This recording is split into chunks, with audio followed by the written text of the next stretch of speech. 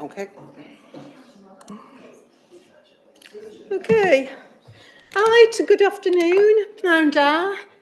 Very warm welcome to all of you. And as already been said, a particularly warm welcome to Councillor Bill Crease. It's lovely to see him back. Welcome back. So I'm Councillor Gina Madison. I'm the Vice Chair of this committee, and I'll be chairing it this afternoon because Councillor Teresa Carberry is not well. She has chosen to join us, and I have suggested, if it's okay with the committee, that she does leave her camera and her microphone off if she so wishes. I don't know if anybody would object to that at all. But we can see her on screen at the moment, and I'm sure we all wish her a speedy recovery. We do have several people here this afternoon who have either not been well, who are actually unwell, and I do wish all of you a very, very speedy recovery, and we're very mindful of your conditions, and we will treat you accordingly with appropriate respect and care. So thank you very much. Thank you very much for that. So I welcome all committee members and officers in the room and our observers for the afternoon as well. And I welcome all committee members online, all observers online, and any officers online as well. And also our co-opted members who are, I believe, are with us this afternoon, Lynn Bartlett and Lisa Allen, and all members of Democratic Services who are with us today. A very warm welcome to all of you. As we have a very lengthy agenda this afternoon, and we have a great deal of paper, a great deal of documentation to absorb, I will be today observing Councillor Carberry's rule that only councillors who are members of this committee may speak today, unless they have submitted a question in advance. And Kerry Shotton will update us on this. So, as my former headmistress used to say at school 50 years ago, girls, not girls, girls, she used to say girls. I look forward to a robust debate, but one in which civility and courtesy and respect for the opinions of others are observed, which is exactly how I feel this afternoon. So thank you all very much. And so we move on to the agenda. Do we have any apologies, Kerry? Thank you, Chair. We've received one apology from Wendy White, our co-opted member, and we have one substitution. Councillor Alistair Ibbotson is substituting for Councillor Andy Hughes. Thank you very much. Agenda item 2, declarations of interest. To receive any declarations and advise members accordingly. So, right, we have some declarations of interest. Councillor Shawcross.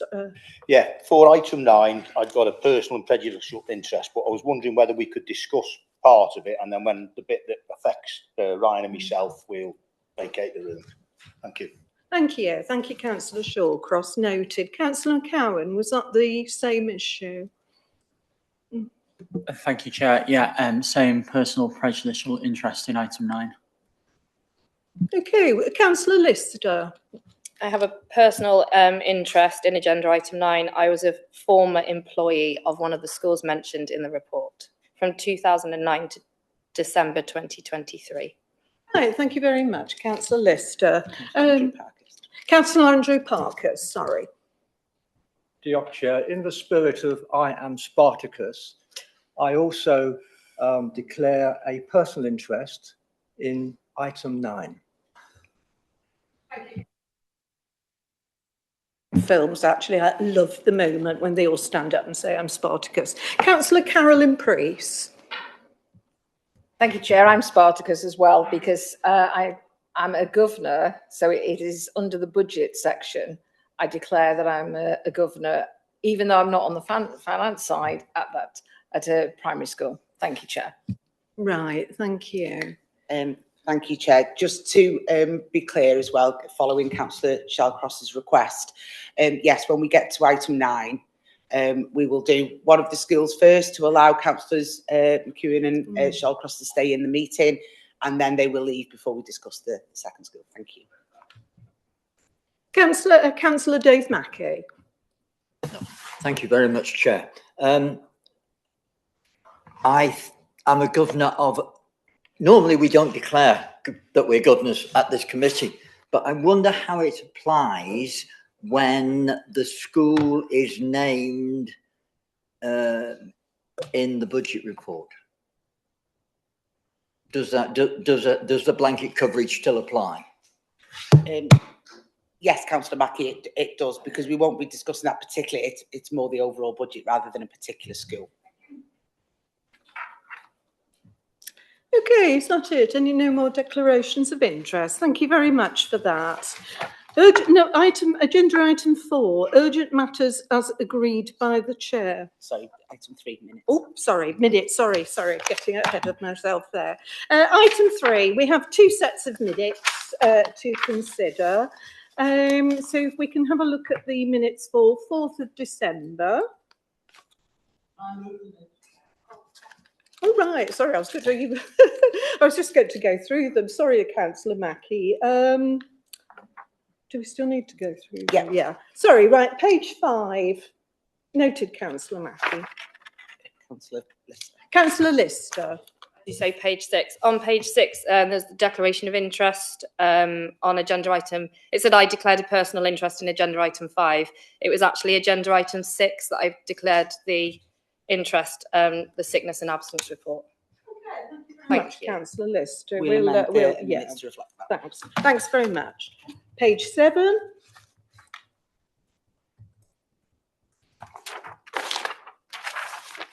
Page 8.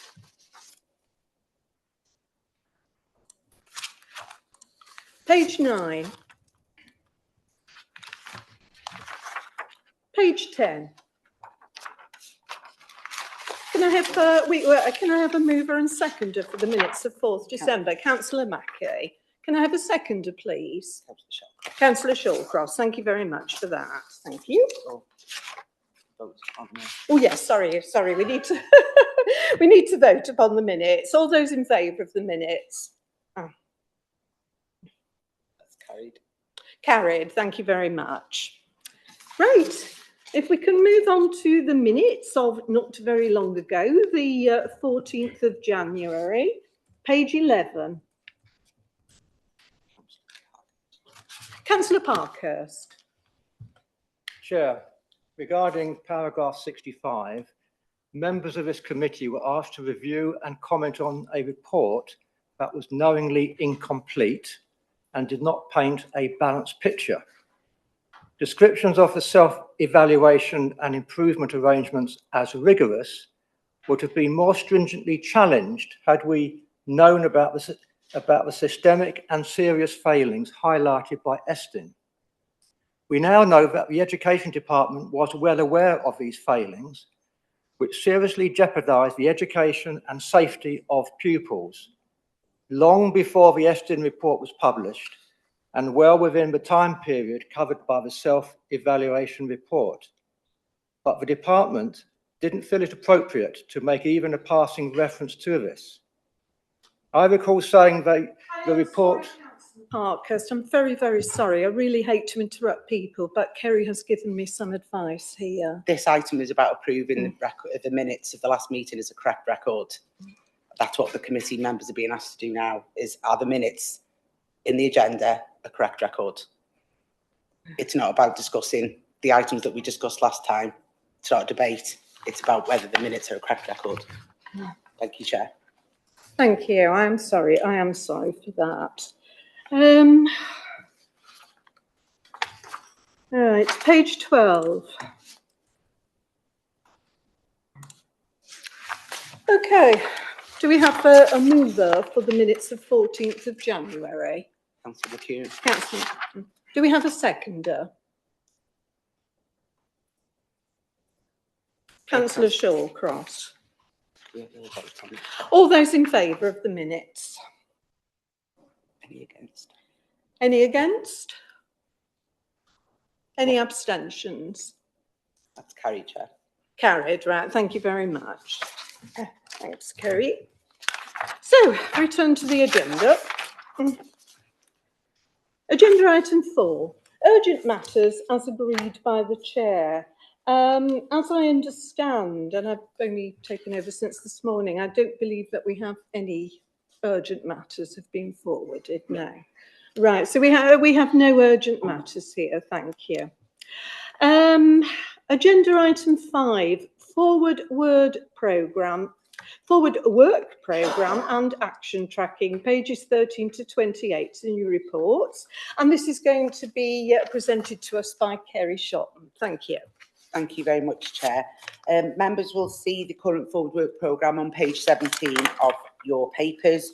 You will see that the next meeting of the committee is the special meeting that has been arranged for Friday the 13th. Just to make the committee aware, we have also been notified of a call-in, so there will be another meeting of the committee arranged in due course, and members will be informed of this once we have a date. I don't propose any changes to any of the items listed in the forward work programme. You will see that we've got quite a busy forward work programme with quite a lot of items, and that's as a result of the actions arising from previous meetings shown at Appendix 2.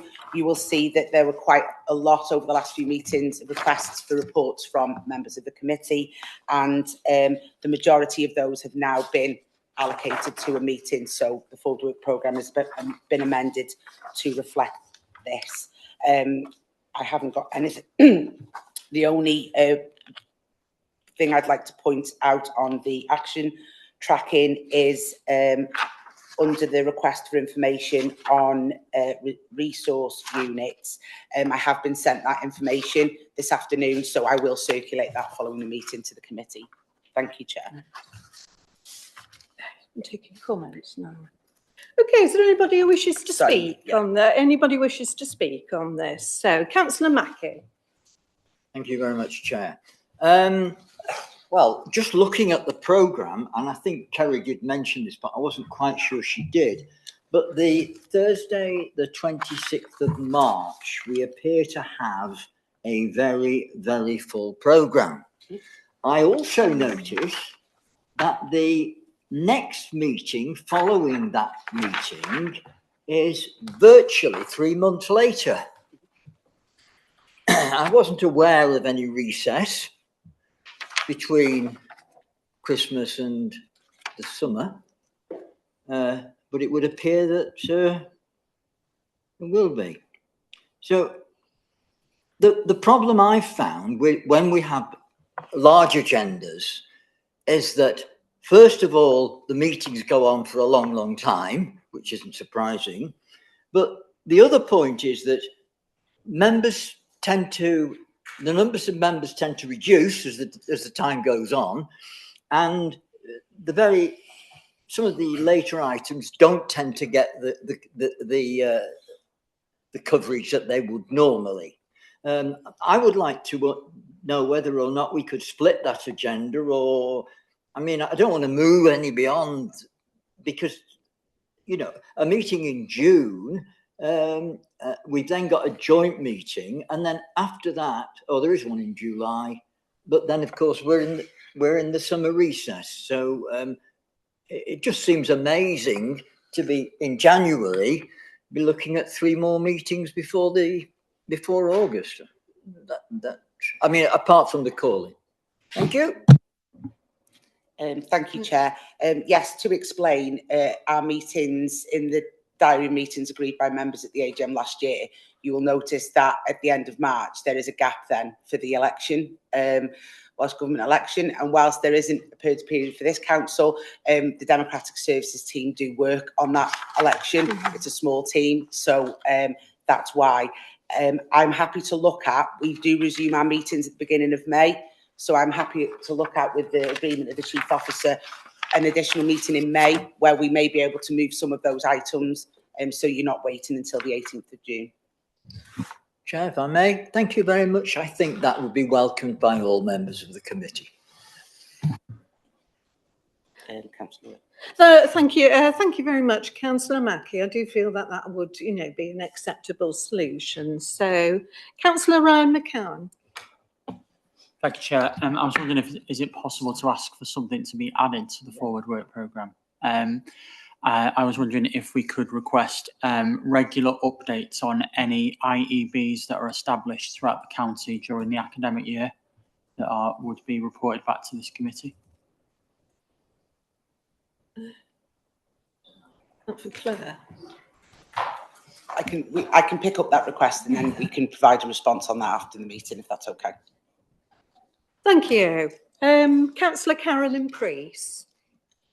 Thank you, Chair. I think we need an additional item on, I know we've got a very full forward working plan, but I feel it's necessary that we need to pick up the holiday hunger again. I think it's been unintentionally kicked into the long grass, and I think we do need that early doors before this summer as a matter of urgency. I know it's not until the budget agenda item, but one of the options is to actually reduce the amount of money that's actually going to holiday hunger. And I do feel we need a meeting to discuss this and to see what actions have actually progressed since the actual working group have not met for quite a while, or we need to actually put the working group back together. Thank you, Chair. Thank you. Yes, it was on the forward work programme. The advice from the senior officer running that programme was to ask for it to be moved back. Off the top of my head, I can't remember the reason. I was busy trying to find the email then when you were talking. I will have a look back at that email and I will speak to the senior officer and provide a response following the meeting, Chair, as to why that's been moved. Thank you, Councillor Preece. On that, I would be happy to ensure that that doesn't happen. Okay, follow it through. Thank you, Councillor Johnson. Councillor Andrew Parkhurst. Thank you, Chair. On the action tracking on page 23, there's an item outstanding from the May meeting from last year to answer various questions relating to direct award contracts. And I wonder when those answers might be provided. And then moving on to page 26 regarding the GWECLA financials and risk analysis in the business plan, we have indeed had a response which has been circulated to committee members. So thank you, Kerry, for doing that. But the response that you were asked to circulate just says that the financial plan was within the plan presented to scrutiny last May, and that this also included identification of financial pressures and risks. Well, if members cast their mind back to the May scrutiny meeting, reservations and concerns were expressed about the adequacy of that business plan, and therefore it was asked that further information be provided. Because the only financial information that was provided was the 2025-26 budget, just a one page with the figures itemised between the different leisure centres and an overall gross surplus. There was no projection of future years. There was no indication of operating costs, of revenue forecasts, of cash flow, of turnover, gross profit, net profit, break even, a snapshot of assets or liabilities, or funding requirements, or financial assumptions. There was no real information about the risk assessment, nothing about market risks, operational risks, financial risks, legal and compliance risks, strategic risks. There was nothing about a risk management strategy, no mention of risk register, impact ratings, mitigation actions, contingency plans, and insurance arrangements. In short, Chair, we have been fobbed off yet again. We asked for the financials and we asked for the risk assessment with good reason. We've asked for it twice now, and we have not received it. We asked for this information before the budget setting process, and I would repeat that we ought to have this because this is what this scrutiny committee asked for. So I'd like to add recommendation 4, that this committee requires GWECLA to provide the risk analysis and financial information requested at the Scrutiny Committee meeting on 23rd October, prior to the County Council's budget setting meeting next month. And Chair, I'd also like to add a further recommendation 5 to the forward work programme, that we invite the Bishop of Wrexham to the meeting on the 3rd of February. Thank you, Chair.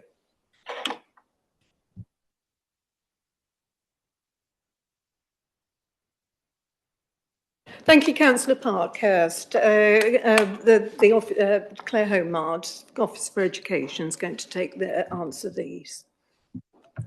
Thank you. Just for clarification, GWECLA does not sit within my roles and responsibilities. However, I would like to extend an apology to Councillor Parkhurst for the delay in the provision of the information that he requested that's still outstanding on the forward work programme. That's due to real workload pressures within the team, but we do apologise and we will get that to him as quickly as possible. Sorry, Chair. In relation to the request on GWECLA, the senior officer for that section is not here today. I will provide that feedback, and obviously Councillor Parkhurst has moved to additional recommendations, Chair, so we need a seconder for that. Right. Do we have a seconder for Councillor Parkhurst's recommendations? Councillor Priest.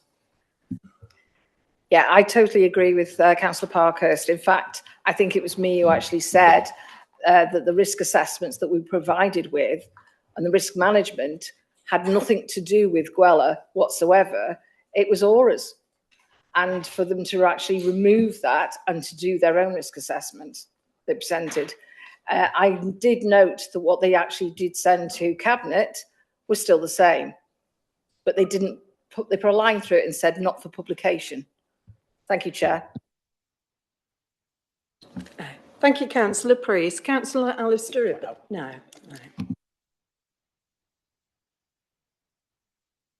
Yes, Chair. So we've got the 3 recommendations outlined within the report, with the 2 additional recommendations from Councillor Parkhurst, which is recommendation 4, that the committee requires GWECLA to provide the risk analysis and financial information requested by the committee at its meeting on the 23rd of October, prior to the budget setting meeting next month. And additional recommendation 5, that the committee invite the Bishop of Wrexham to the special meeting on the 13th of February.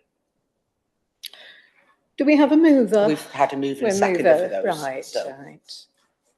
We just need to move to the vote, Chair. Right. Are we taking them separately? No, we could take them en bloc or right, right. Those in favour of the recommendations? That's unanimous, Chair. Right. Okay, right. Thank you very much. Thank you very much, Councillor Parkhurst.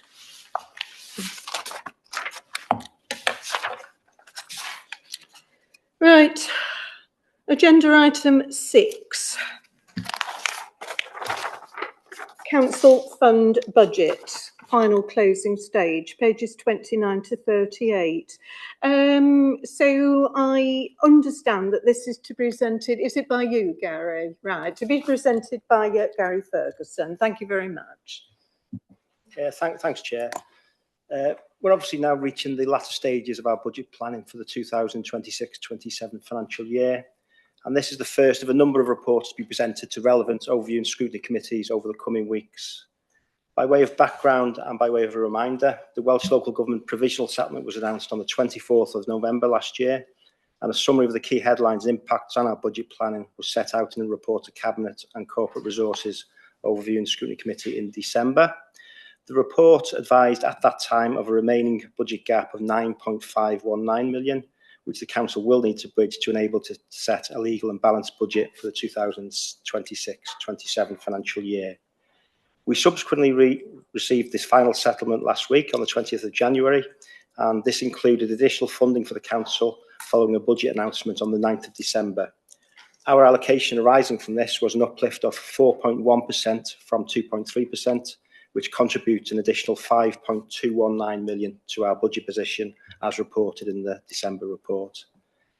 This additional funding, however, will not be sufficient to meet the previously reported budget gap and the ongoing impact of increasing service demand in areas such as social care and educational additional learning needs. Therefore, portfolios have been revisiting their cost base with a view to identifying potential budget reductions of up to 3%, and the options identified by the Education and Youth portfolio are included within this report for consideration in advance of final budget setting, which is set for the 24th of February. The report also updates on the latest position on school budgets and any other adjustments that are relevant to this portfolio over and above those that were reported in December. So I'll just pass over to my colleague Emma Taylor just to run through the tables briefly of what's included in the report. Thanks, Gary. Thank you, Chair. So as Gary's mentioned, all portfolios have been asked to identify savings of up to 3%. The following options have been put forward for the Education and Youth portfolio. They can be found in Table 1 in Section 1.06 and in Appendix A as well. So the first reduction relates to the Early Entitlement Programme, which provides education for 3-year-olds in various settings across the county. So earlier in the year, we submitted a budget pressure for 26-27 to increase the hourly rate payable to our early entitlement settings, the maintained settings. We've reviewed this pressure and considered the economies of scale achievable by schools compared to private settings. So we're proposing to reduce this pressure by £82,000. We're able to identify a saving of £46,000 from the deletion of a vacant post. And finally, the free school meal holiday provision, or the holiday hunger programme. A cost pressure of £462,000 was included in the 25-26 budget for the scheme. The Holiday Hunger Working Group has been looking at sustainable ways of making this provision going forward. £400,000 has been allocated to the Holiday Hunger Commissioning for 26-27. Therefore, members have an option to give up the remaining £62,000 budget. The total of all of the options for the Education and Youth portfolio amount to £190,000. The report also identifies in Section 1.07 changes to the additional budget requirement relating to education and youth in schools. These changes are noted in Table 2 and are as follows. So firstly, additional learning needs in schools. Schools have flagged the increasing pressures they're facing in regards to the caseload and demand, complexity of ALM within their classrooms. Therefore, Cabinet have allocated £1.587 million of funding towards these cost pressures for schools. The settlement doesn't usually specify what's been included to meet the additional cost of pay awards. However, this year, Welsh Government have confirmed that in the provisional settlement that they've assumed an uplift of 2.2% for pay awards. Therefore, a reduction in the amount set aside for teachers' pay award has been proposed from 4% to 3% for September 26, which is a saving of £521,000. And finally, school demography. So pupil numbers have reduced significantly again in September 25. Therefore, it's appropriate to apply an accounting adjustment to the delegated schools budget to reflect that fall in number on roll. This releases a saving of 1.587 million, again, which you'll note is in line with the amount reinvested into schools for ALN for 26-27. Moving on to Section 1.09, Table 3 provides a summary of all the 26-27 pressures included for schools. These are pressures related to pay award within schools, both for teachers and support staff. They're being calculated based on the assumption of 3% for support staff, 4% for the teachers' pay award for September 25, and 3% for the teachers' pay award for September 26. So the total pressure there for pay awards is £4.098 million. £336,000 has been built in relating to the loss of grant funding relating to Fresh Start, which supports alternative curriculum delivery. The next pressure relates to building in the full year cost of the resource unit at Harden High School. So a pressure of £124,000 has been built in for that. A pressure of £163,000 has been built in for the resource unit at the Welsh Medium Secondary School.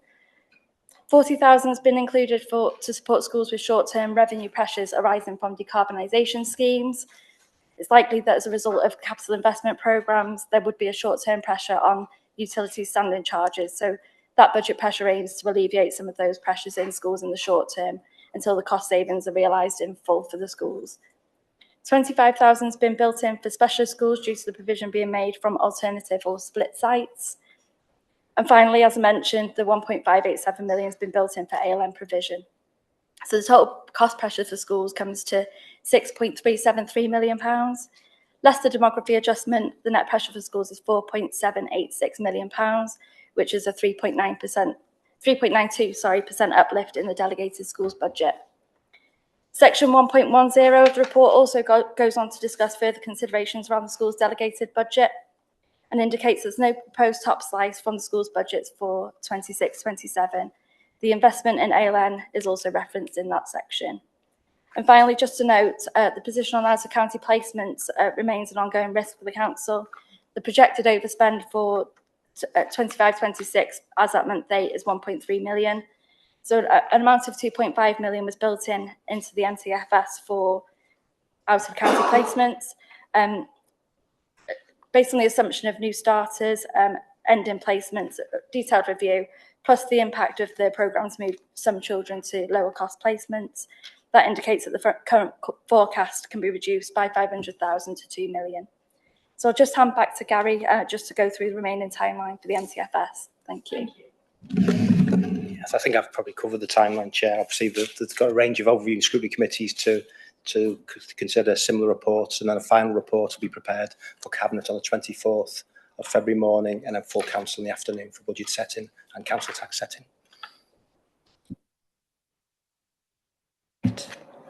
Right, open for discussion. Okay. Yeah, thank you. Right, thank you all very much for that. Thank you. It's never nice having to discuss budget and things like that. So we're now open for review and comment on these proposals. There are a few people who wish to speak, but I will begin with Councillor Paul Johnson because he is a cabinet member. So thank you, Councillor Johnson. Nice and close. Thank you, Chair. Thanks to Gary Emery and the rest of the team. Put a lot of work into pulling this together. I think the proposals are very, very positive.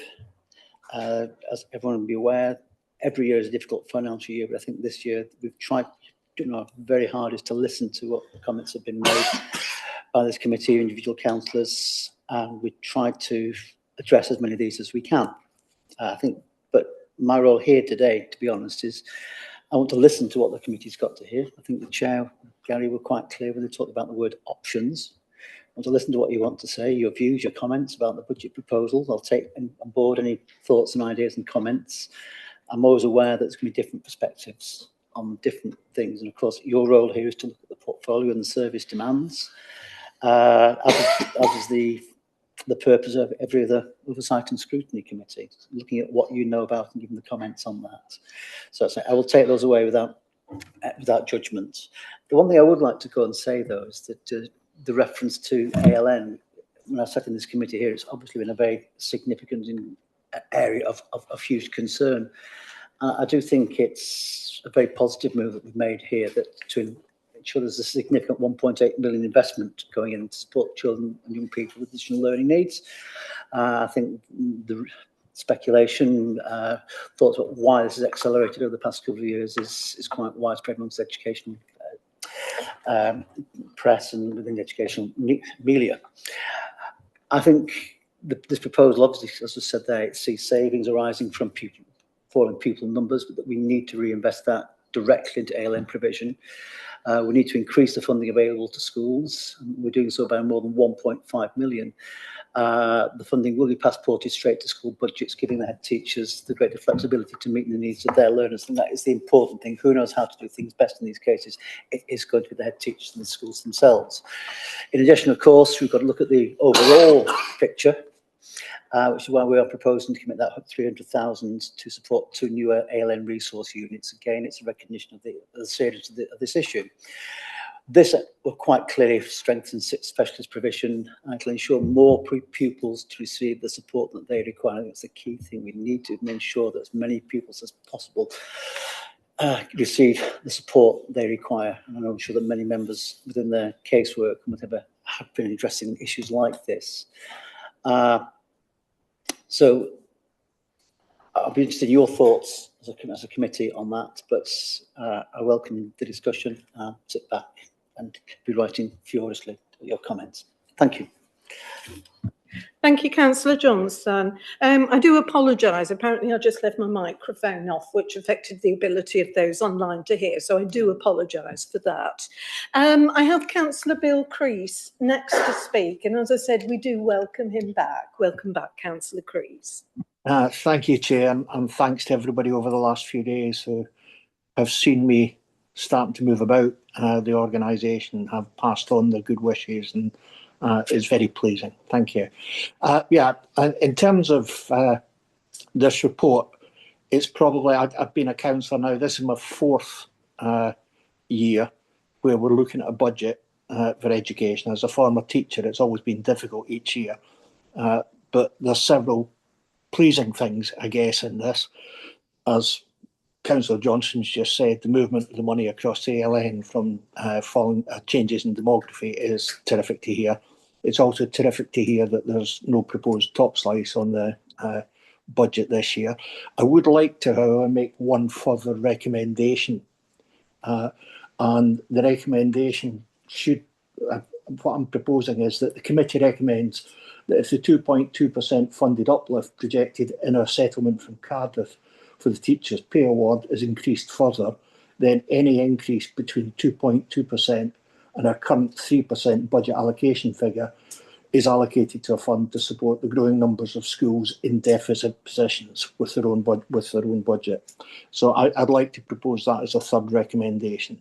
Basically, if we do get a bigger allowance or uplift from Cardiff, then the difference between 2.2 as allocated at the moment and 3% we've set aside in budget should be allocated to enable or facilitate schools with deficit budgets.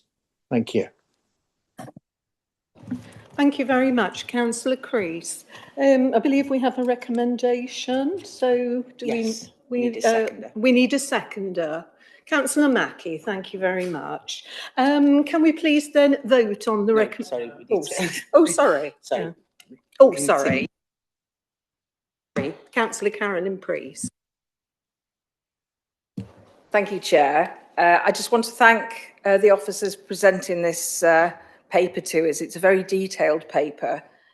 However, I want to start by saying that I fully recognise the financial pressures facing the council. However, we have a duty at this committee to look beyond headlines and press releases and to examine what the budget really means for schools, staff and learners on the ground.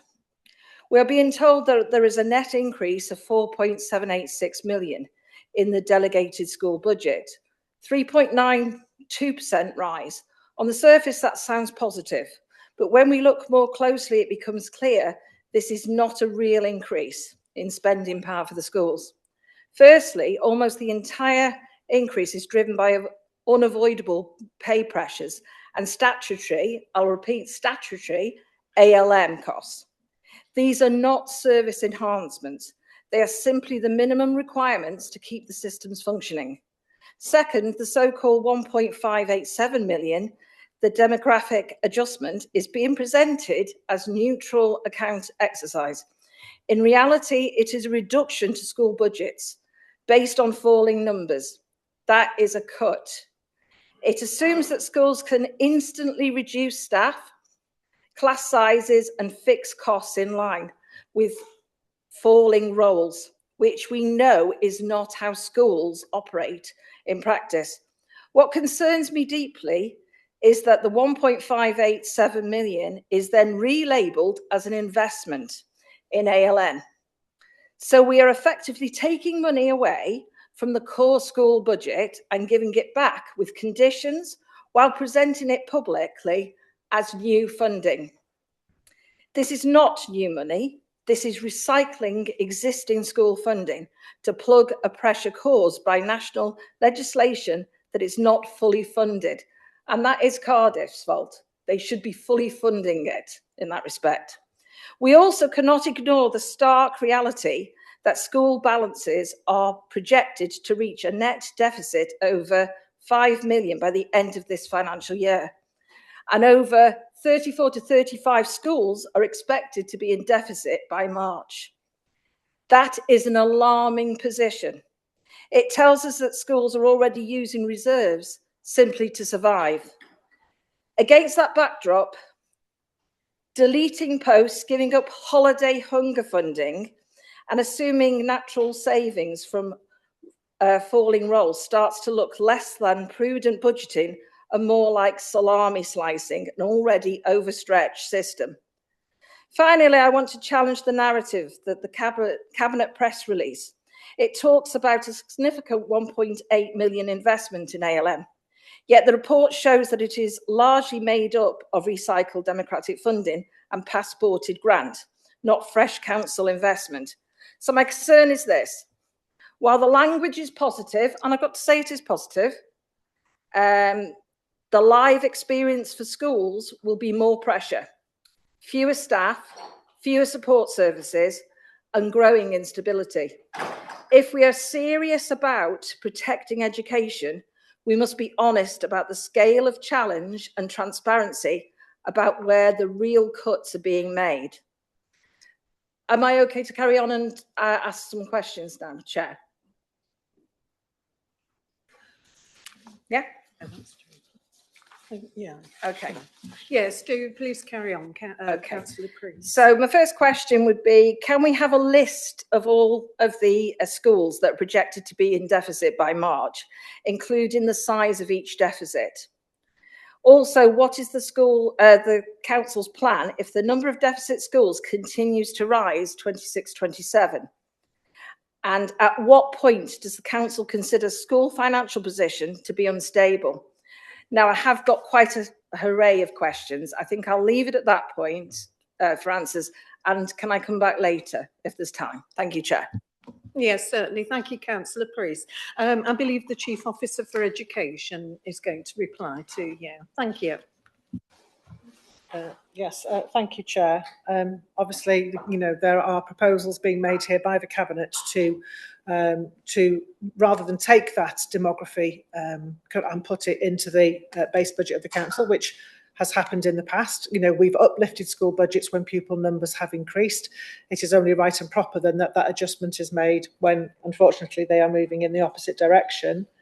But from an officer perspective, I would like to acknowledge the work that has been done by our head teachers in conjunction with Jeanette Rock, our Senior Manager for Inclusion and Progression, who is online today. We've done a great deal of analysis looking at schools and the actual pressures that they are facing in terms of making provision for learners with additional learning. And it's right that our schools are making provision for our learners. We want our learners, wherever possible, to be in their local schools and to be supported to access their mainstream education. But we do recognise, and we've discussed in this committee on a number of occasions, that we have seen a significant rise in the number of children who are presenting with complex needs who need higher levels of support. So I feel, what is the work that has been done in conjunction with our head teachers and has been shared, obviously, with, key members of the Cabinet, has helped to inform them to make this positive recommendation, to Council for the budget setting, in a few weeks' time. And again, I'm sure it would be very much welcomed by our head teachers, because when we do meet with our head teachers that are in a deficit position and we are working through the licensed deficit protocol, the message is coming through very clearly is that this is one of the most significant pressures that they are facing, that obviously is resulting in them tipping into that deficit position.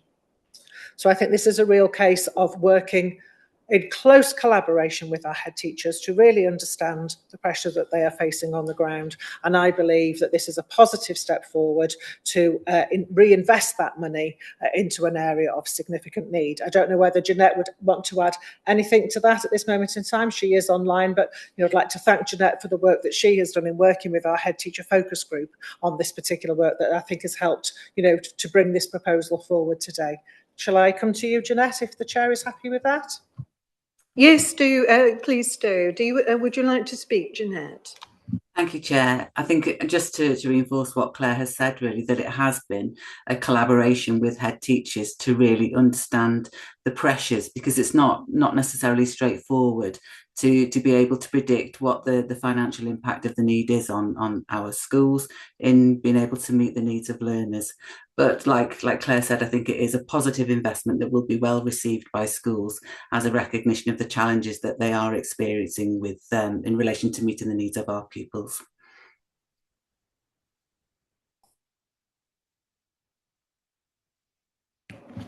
Thank you very much for that, Jeanette.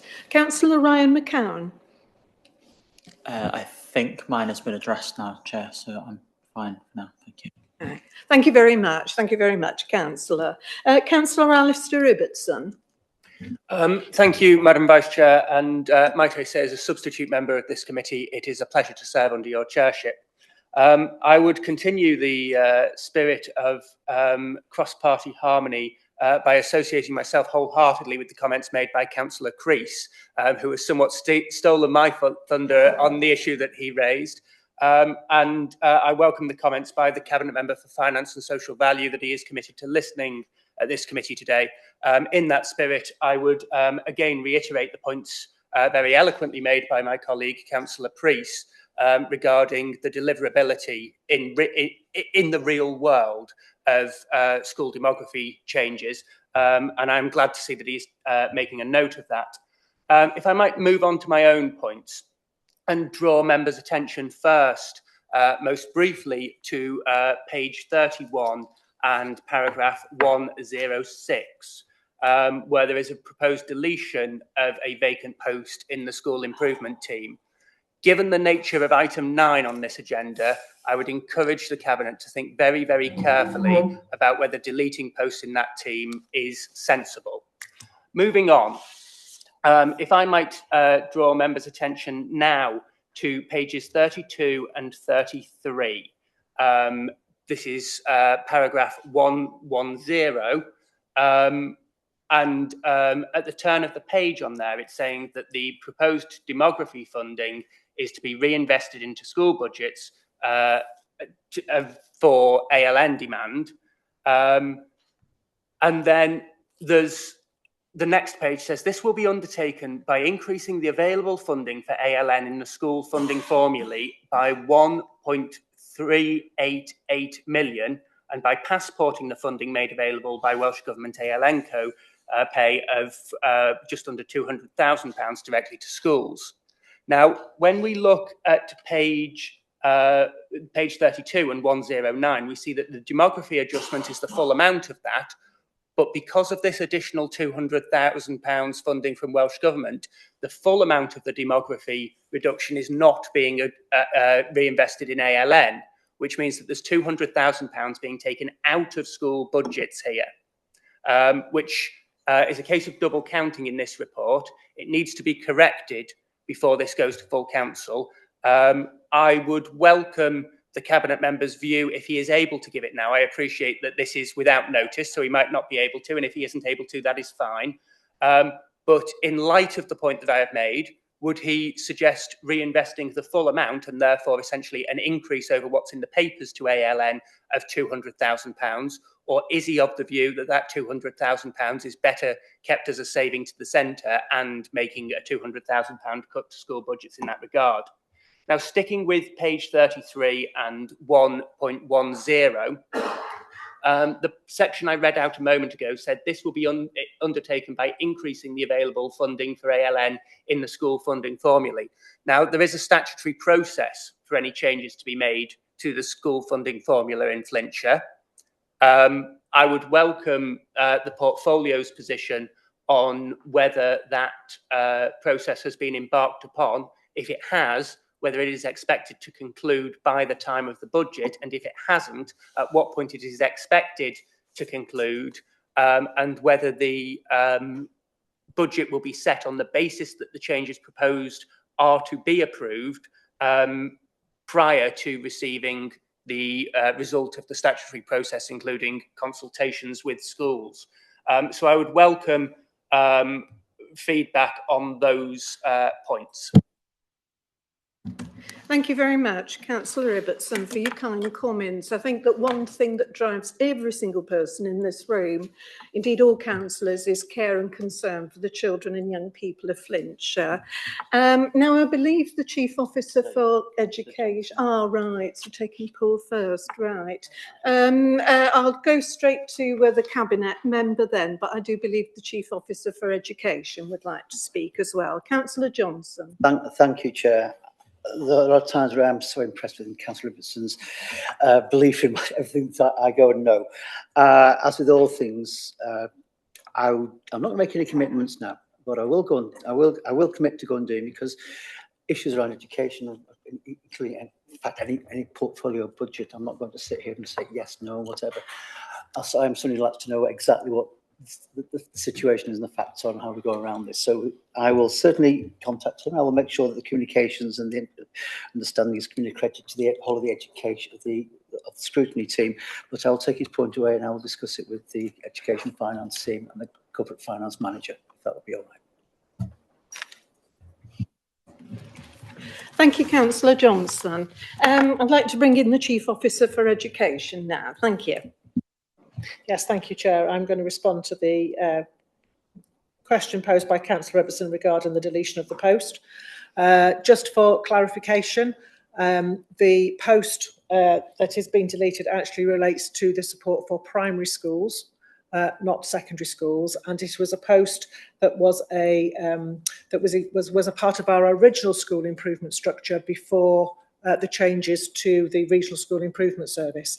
As you'll be aware, we have now restructured the School Improvement Service since the cessation of GWER, and we believe that, as playing our part, as all portfolios needed to do to try and find up to 3% efficiency savings, we believed that the deletion of this particular post, as I say, which was primary focused, would be achievable, because roles and responsibilities have been redistributed across the wider team now employed since the cessation of GWER and the expansion of the School Improvement Service. We do, however, continue to keep, obviously, our capacity within that team under review as that team now embeds. It's obviously not yet been in place for yet one full year, having only started in June of last year. So we have increased our secondary capacity from the 1st of January with the addition of another school improvement advisor specifically for secondary schools. So as there was nowhere else to go for us, Councillor Robertson, in terms of finding further efficiencies within the portfolio, because the portfolio is extremely lean in its structures, we did believe that this was a post that had served its time under the old school improvement model and could potentially be deleted, which is why we have made the offer to put that up for consideration for deletion. I hope that gives you some explanation as to that. In terms of the funding formula, I'm just going to turn to sort of Emma and Gary, if that's okay. Thank you, Claire. Thank you, Chair. With regards to the funding formula adjustment, the 1.388 million referenced in the increase in the delegated school funding, that will just go directly into the quantum for the school funding formula. In terms of the adjustment to the ALN formula and consultation on that, I have actually informed school budget forums where I have consulted with schools regarding that change to the formula, to just let them know that there will be a new allocation for ALN co-pay. So that has been consulted with schools. Thank you. Okay, thank you very much. Talking about budgets is never great. You have to make difficult decisions. I used to have to do it myself. Councillor Fran Lister. Thank you, Chair. I actually want to thank the officers and the Cabinet for prioritising schools in this budget. I do recognise education funding may not always be a headline issue, especially on the doorsteps, and it might not be seen as an immediate priority by everybody. But investment in our young people and investment in the long-term prosperity is an investment in the long-term prosperity of our communities. The reduction in pupil numbers could easily have been a justification to remove funding from schools, especially under the time, financial constraints that we are under. But I am very grateful that it has been reinvested into ALN provision, which we all know is a significant pressure. And I particularly welcome the decision to listen to school leaders and staff and place the funding directly into schools' budget allowing it to be deployed to meet individualised need. I did just wonder actually though, is this additional ALN funding intended primarily to meet an anticipated demand, or is it designed to stabilise and backfill existing pressures within the current system? Thank you. Thank you, Councillor Lister. Would anybody like to take that question? The Chief Education Officer. Thank you. Thank you. As Emma, our finance manager, has indicated, this money will be passported directly into schools' budgets through the ALN element of the formula, and then obviously it is for head teachers then to determine how that funding is best utilised then within their schools, obviously to meet the needs of pupils that they have in their schools at the current time, who are obviously requiring that additional learning provision, and for which there obviously is a cost. So, you know, it is to support schools now with the learners that they have now, which is, I think, really important. Jeanette, I don't know if there's anything you would want to add to that. Thank you, Claire. The funding formula tries to match the funding to the needs of the pupils who need it most. And so Claire is quite right in what she's saying, that the money will go directly to schools to enable them to make decisions about what that additional learning provision that the need is of the pupils within the next funding round, really across that period that of the financial year. So it will be for school leaders to make those decisions about what the provision is. So I think that's all I would like to add, really, Claire. Thank you very much. Thank you. Councillor Dave Mackey. Thank you, Chair. Quite a number of the points I wanted to raise have been raised by others, so I will not speak on them. But I do want to just raise a couple of points or ask a couple of questions, if I may. The first point is in relation to schools' balances. We've seen these balances diminish over recent years. And what I wanted to say was this: if you have a balance, then you are able to spend that money in the current year. Once you've spent it, it's gone. But in the previous year, by spending those balances, you spent more than the budget, which is being given to you this year, if the budget this year is the same as last year, because you had the balance which you've now spent. So effectively, what is happening in schools, and I'm sure the committee realise this, is that as balances have diminished and will diminish, that the schools are having to reduce the amount they spend that year because they've spent money which they had reserves. Once it's gone, it's gone. I don't get any indication that schools are happy with their current budgets. I get the opposite. What I hear from schools is that they are struggling, that they have lost that little small amount of excess that they had. And now when something crops up that they can't deal with, say increased sickness, they do not have the funding to cope with that. And therefore, they are more likely to go into deficit. So all I want to really say on this point is schools have had cuts for 3 years. They're in a much worse position now than they were at the start of that process.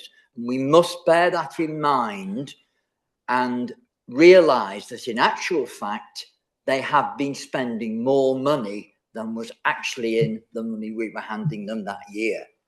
So that's one point. The other question I'd like to ask the Chief Officer, if you don't mind, please, is we are anticipating deleting one post in the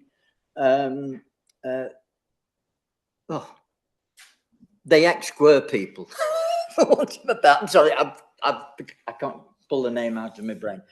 How many staff have we got there now? I just want to get an idea as to what percentage or how many it actually is, if you follow me. Thank you, Councillor. Thank you very much, Councillor. Thank you, Councillor Mackie. Do any of the officers wish to respond? The Chief Officer for Education. Yeah, thank you, Councillor Mackie. And I can see that our Senior Manager for School Improvement, Vicky Barlow, has now managed to join us online, having finished another meeting. Vicky manages that service, so I'm hoping Vicky may have the numbers to hand, and while I speak, it gives her a few minutes to find them. So just to be clear, the post that we are offering up for deletion was a part-time post. It was not a former member of the Gwere Regional Service. It was a post that we had in the school improvement team within the county council prior to obviously the changes from Gwere. So it was a post that we actually put a pressure in for a number of years ago to the council's budget, where we actually did feel that we did not have enough capacity within the school improvement service to support, you know, our 64 primary schools. So we put that pressure in, that pressure was granted to us, and as a result of that, we had a part-time post within the service, obviously, that was used to supplement the support that we gave to schools. It was always anticipated, and in the papers that we presented to you, nearly probably 2 years ago now, when we were anticipating the changes to the school improvement model as a result of the Welsh Government's decision to disband the regional services, we did highlight that there was going to potentially be some change, and there may be the option for that post to be deleted, because by bringing in obviously more members of staff, you know, from the Gwere team, after the appropriate employment processes had been undertaken across the region, it was felt that the responsibilities that that particular post undertook could be spread then across the wider primary supporting improvement advisor team that we would have in place. The member of staff that undertook that role actually retired from that role a number of months ago. So we were, we were potentially holding that as a vacancy, but on review and in the need to obviously make a contribution to the council's budgetary position overall, we felt that this part-time post could potentially be offered up for consideration of deletion. So in terms of the numbers now, Vicky, is there anything you would like to add then, and to perhaps be able to answer Councillor Mackie's question? As I said, it's been a bit of a moving feast with some additional capacity for secondary schools recently added. I'll come to you, Vicky. Oh. Diolch, Claire, and Pnawn da bawb, and apologies again for arriving late. I was at another meeting. In terms of the numbers for I suppose the functions that have transferred over from Gwere, Councillor Mackie, we have two core leads. So a core lead for primary and a core lead for secondary. And then within the primary school improvements section of the service, we have 4 school improvement advisors, and in secondary we have an extra 1 full-time who started with us in January, and 1 part-time colleague as well.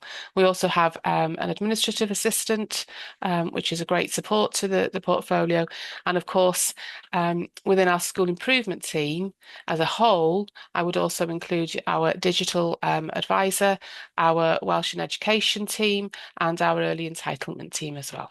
I hope that's helpful. Diolch. Thank you, Chair. Thank you, Councillor Mackie. I have no further speakers, so I did wonder if Councillor Priest wanted to come back in at this point. Thank you, Chair. That's very kind of you to allow me to come back. Some of my questions have actually been answered by other councillors. I don't think my question about how many more possibly was going to go into deficit on top of the 35 schools that will be going into deficit in March, but if I can get that to be answered in a minute. I've got a couple of questions about the ALN.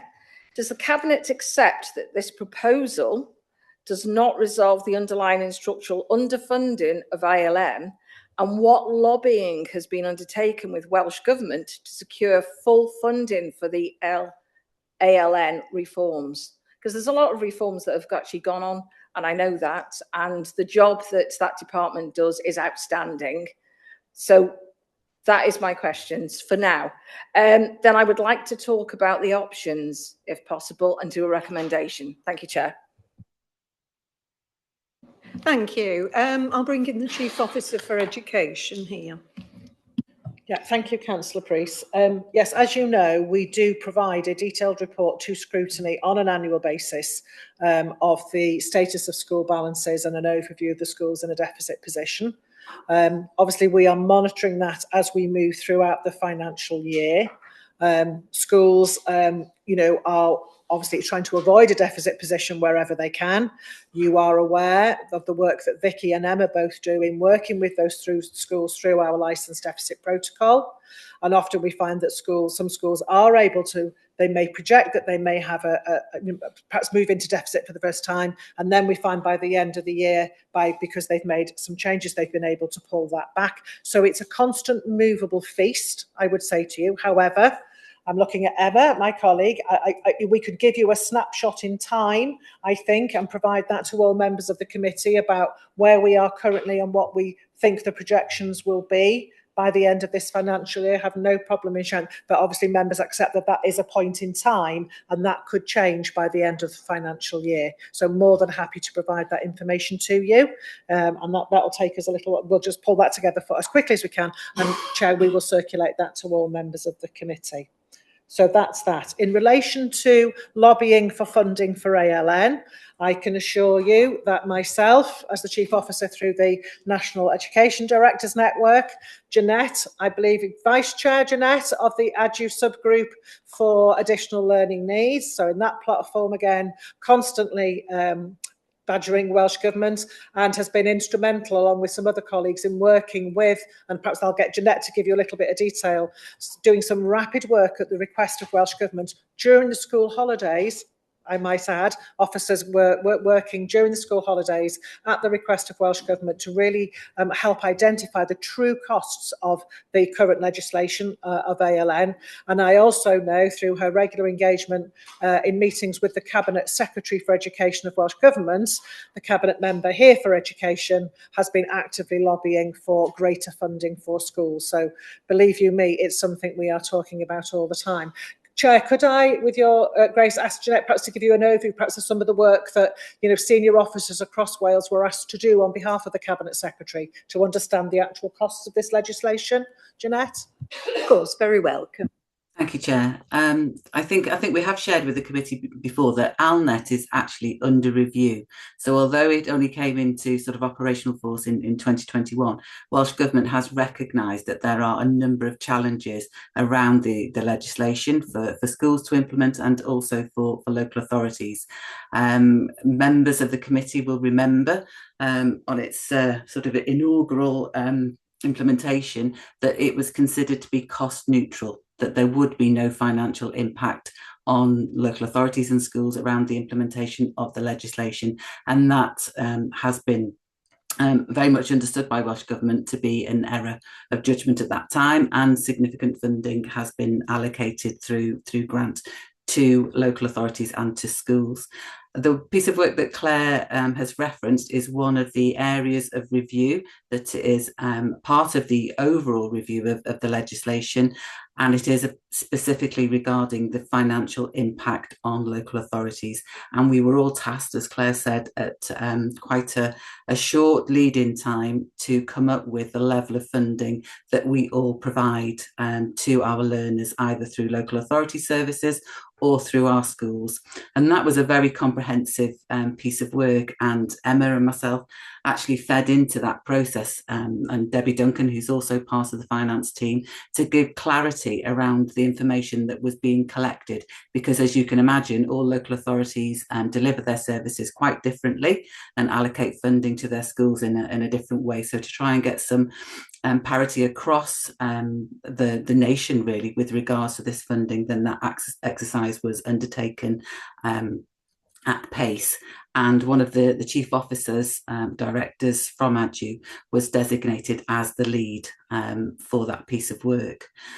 So Welsh Government colleagues are looking at that. As we say, there's a number of other pieces of work that are going on, and the one that I sit on is actually the accurate identification of pupils with ALN. And one of the points that we have made to the Cabinet Secretary is about that base level of funding that should be available for all of our pupils. The test around ALN is having significantly greater need. And so we've said there needs to be an understanding of what the baseline provision is for all learners and then what constitutes additionality. So that piece of work is ongoing as well. Thank you, Chair. Thank you very much. There are members of my family who've benefited from ALN, so I do really appreciate the excellent work that goes on. I have no further speakers, so does Councillor Priest wish to? Oh, sorry. Can I bring in the Cabinet member, Councillor Priest? Thank you very much. Councillor Eastwood. Yes, Cadeirydd. I'd just like to endorse the comments that have been made by Matt Rock and by Claire Homard today in relation to the work that's been put in to show the real cost to our schools of providing for the ALN. In relation to my own personal lobbying, I take up every opportunity I can to address these concerns with the Cabinet Secretary directly, even at my own personal cost, as could be seen on the 3rd of December, and I will continue to lobby on behalf of Flintshire. Thank you, Councillor Eastwood. Councillor Priest. Thank you, Chair. On the recommendations where we've got review and comment on the education and youth portfolio options to reduce budgets, I'd like to amend that we do not reduce the budget. And the reason for that is that the early entitlement is needed a great deal because we've got an age group there that funding is needed for. Item 2, the school improvement team, that's an unfortunate possibly that it says delete a vacant post because that could be re-put out there for schools which are in special measures. So you've got a dedicated person to support those schools because it doesn't actually look very good that we've got school improvement team and we're deleting a vacant role when we've got a couple of schools in special measures. So item 3, the free school meals holiday provision. We actually agreed when we were in the holiday hunger committee that it needed to be that and probably needed to be increased. So to actually take off 662,000, I don't think is appropriate, especially with the poverty there is out there at the moment, and I cannot agree to that. So I am recommending that we do not agree to any of those options. So we do not agree to any reduction in budget for education. Thank you, Chair. Thank you, Councillor Priest. The Chief Officer for Education would like to come in. Thank you, Chair. And I'd just like to provide a little bit of background information on the early entitlement proposal, just because I think it's important that members perhaps understand the context. And again, this is a team that sits with Vicky, and she may well want to add something as well. So, if members recall, children who are the age of 3 prior to being able to access their nursery education are entitled to 10 hours of free education. And that is also wrapped up within the Welsh Government's 30-hour childcare offer, so they can have that combination of both. In Flintshire, we have a mixed economy of provision. We have non-maintained providers, so by that I mean playgroups, private day nurseries, so they are not maintained by the local authority, but we commission them to deliver the 10 hours of the early education on our behalf, because we have to make that provision available for parents who need it. In some areas within Flintshire, there is not sufficient capacity within the non-maintained sector, and that we often find that this is in our more rural areas where there isn't a playgroup or a day nursery to be able to make that provision. In those cases, we invite the local school to make that provision, and within then their early years classes they will take in the 3-year-old children who are entitled to that 10-hour provision. I did it myself as a teaching head in a rural school in Flintshire. They joined my nursery class. Welsh Government provides funding. There is an agreed hourly rate for the provision of early entitlement. and Welsh Government have provided funding for the non-maintained sector to recognise, obviously, the costs that they have in meeting the needs of making that provision. You know, obviously not just the staffing costs, but they will be having to hire, many of them will be hiring premises, for example. Playgroups will hire church halls, community centres, so they will have those costs. For our schools, obviously, they are already funded, the building is already funded, you know, that, so they do not have the same level of cost pressure. So the reason for the proposal here is that we recognise that our schools have not been funded at the same rate as our non-maintained sector now for quite some time. So there is quite a differential in the level of funding that our schools have received to deliver this early entitlement as opposed to the non-maintained settings. But because they do have economies of scale in terms of their existing buildings, the proposal, which has resulted in the option to reduce the amount that we pay them per hour, that's where that saving has come from. So rather than uplift what we pay our schools to the same amount as the non-maintained sector, we have offered up this saving by pegging that at a slightly lower level. So I think members do just need perhaps to understand it's not about not delivering the early years provision. It is delivered within schools, and while schools may need to bring in some additional staff to meet the appropriate pupil to adult ratios, they do not have their costs in terms of their building really are already covered.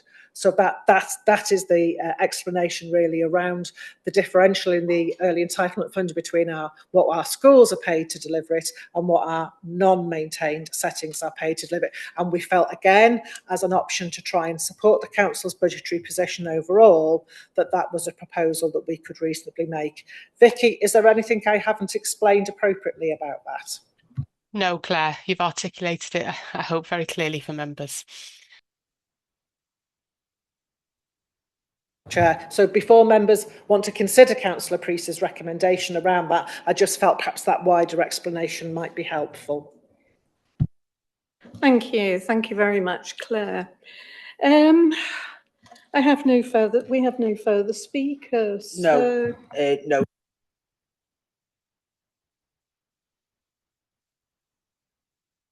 Apologies, Councillor Healy.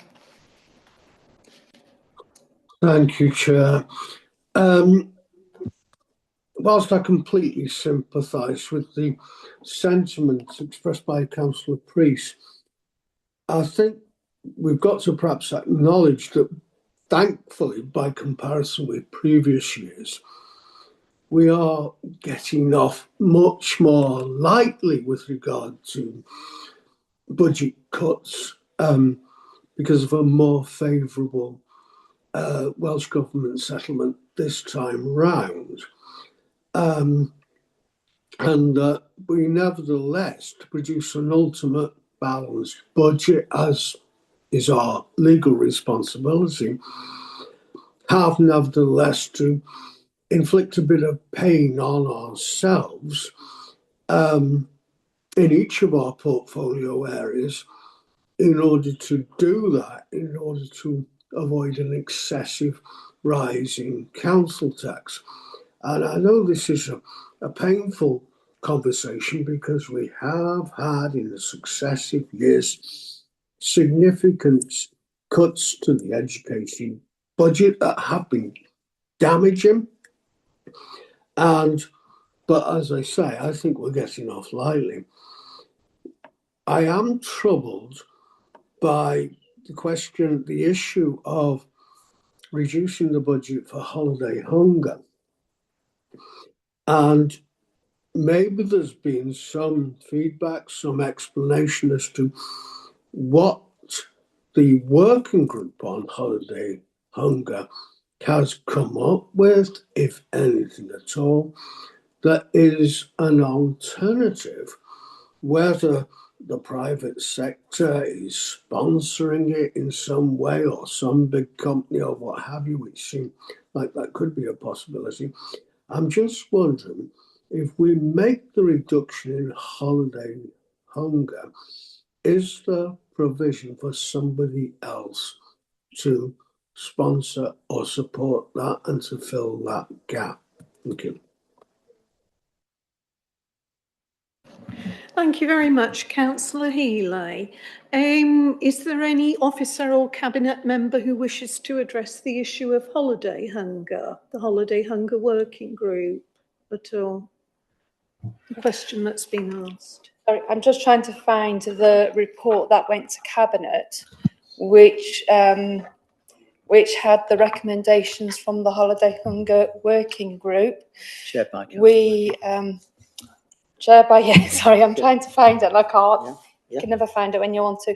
But we did accept and implemented the recommendation from the holiday hunger working group. Councillor Mackie. Right, thank you, Chair. Thank you. I agree with what the Cabinet member has just said. There was a report to Cabinet.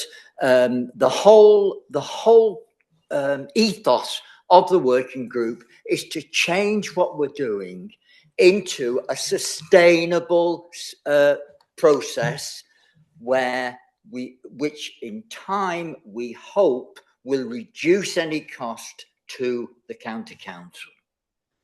And it was all explained in the Cabinet paper. I'm sure we can send the member a link to that Cabinet paper. I think that should be possible, Kerry. And it's all explained in there, the process that's going on. The committee should have met recently, but was unable to do so because of other situations outside our control. I have written to the facilitator asking that we do have another meeting soon, because obviously we don't want this to go to pass by. We want to stay in control, and I'm sure that will happen very soon. But the Cabinet paper was clearly enough for the Cabinet to approve the proposals, so I'm sure that this will help Dave out. Okay, thank you. Thank you very much. That very concise explanation, Councillor Mackie.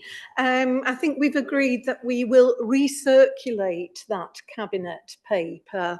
And certainly I do agree with you that the Holiday Hunger Group should meet again. So maybe we could pass that request on to the facilitator, Kerry. So, Chair. Who's indicated? Chair, it's just Councillor Johnson. It's just on that point there. I do think it's important when you're having working groups, whatever. The original motion that sets up that holiday hunger working group, in a sense, there wasn't really a place for it to go and report back to apart from full council. I would suggest that perhaps the minutes, the notes from that committee, in future should be submitted to this committee, and I think that would be a suitable place for them, so such questions wouldn't arise in future. It's getting that accountability line that I think that's, again, to reiterate the point, having that when you're looking at the say the school parking task and finish group, that is accountable to the Environment Committee. Likewise, perhaps the Holiday Hunger Committee should be accountable to this one, to get the chairs on it as well. Thank you very much for that, Councillor Johnson. I do think that we would actually all like to see that, wouldn't we? It's such an important topic, isn't it? So thank you, Councillor Mackie. Right, I do not have any further speakers. So, Chair, we had initially at the start of the debate, we had a Councillor Bill Crease moved the recommendations in the report with an additional recommendation, which was that the committee recommend that should the 2.2% funding uplift projected from Welsh Government increase further to 3%, that any increases be allocated between the 2.2% and 3% allocated schools with deficit budgets. We've since had a recommendation put forward by Councillor Priest, which would be an amendment to that, which was that the education services budget not be reduced at all. Initially, Chair, I would ask Councillor Crease whether he accepted that amendment to his recommendations. Thank you very much, Kerry. Councillor Crease, online, would you accept that amendment? This is very difficult now, yes. Because I genuinely feel that the budget reductions put forward by portfolio, two rated green, one rated amber. I do understand the 62,000 on the holiday hunger. I do participate on the holiday hunger, and one of the reasons for the reduction was that there's a hope we can move towards involving CICs, charity organisations, non-profit making organisations, to assist in the delivery across the county, because there's a huge amount of work going on within those groups. So one of the ideas about the reduction was to reduce the burden on council, but to work towards being more involved with these other groups delivering similar programmes. The school improvement team, the explanation by Claire settles my worry about that, and the early entitlement explanation settles my worry about that. So sadly, Callan, I can't accept those changes. I think the budget proposals put forward by Portfolio are satisfactory. So I'm sorry, I couldn't accept those. Thank you, Councillor Creed. So thank you, Chair. That means that as that amendment has been put forward, we would ask for a seconder for that amendment. Is there a seconder? Oh, Councillor. Sorry, Councillor Matt. I think I've already seconded it. Yes, I did, straight after he presented it. Yes, sorry, you seconded the proposal from Councillor Crease. I'm asking, is there a seconder for the amendment put forward by Councillor Carolyn Priest? Sorry to interrupt. Do we not have to debate the amendment first and then any other amendment? We haven't voted on the amendment, I don't think. No. So I thought that was the way these things worked, that if we get an amendment, we debate the amendment. But I haven't got a seconder for the amendment yet, so the amendment doesn't stand until it's been seconded. The amendment from Bill Crease, have we accepted that? No, because sorry, just to explain now, to the committee. Councillor Bill Crease put forward a recommendation. That was seconded. Fine, we've debated, we've had a debate as a committee. Councillor Priest is now putting forward an amendment to that. Before the committee can debate and take a vote on the amendment, we need a seconder on that amendment. We haven't had a seconder on the amendment yet. This is Councillor Priest's amendment. So, Councillor Ibbotson, are you seconding that amendment? Two amendments. Sorry, Councillor Mackey, could you turn your microphone off? Sorry. I'm provisionally prepared to second it. I'd just like to clarify my understanding of the amendment proposed with Councillor Priest. My understanding is that school budget proposals 2 and 3 in 1.06 wouldn't be supported, but budget proposal number 1, the saving would be returned to the school's delegated budget, or moved to the school's delegated budget rather than given up as a saving. Is that correct? That was the recommendation put forward by Councillor Bill Crease, was about the allocation there. And going back to school's budget, that's what Councillor Crease recommended, was that should there be a further funding uplift, that it be passported to schools in deficit. Is that? My understanding is Councillor Priest's recommendation, her amendment, is clearly there be no cuts to education budgets. That was the So the proposals within the budget report, none of them, we don't support any of them. We do not support as a committee budget cuts to education services. That's what Councillor Priest moved. Can I just make clear on the first one? I think that the first point, which is the early entitlement, if it isn't being used by the for the early years entitlement, should go to the schools delegated instead. That money shouldn't be taken away from the overall budget. So I'm still sticking to that there should be no cuts in education, but that money should remain.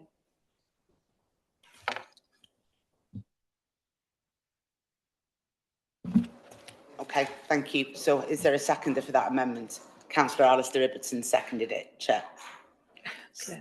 Sorry. Chair, I'm just seeking clarification from Emma. The funding for early entitlement does not sit within the school's delegated funding. It is a separate funding stream. It's portfolio funding. It is not within the school's delegated budget. So it would not be recycled into the school's delegated budget, because that's not where it sits. Right, thank you very much for that. Thank you very much for that clarification. sorry, before we take any more speakers, so just to be clear, the recommendation put forward by Councillor Priest is that there be no cuts to school education services. There was the portfolio, there was the request, but that now has just been clarified by the Chief Officer. But the recommended amendment still stands that there be no cuts to education services portfolio budgets.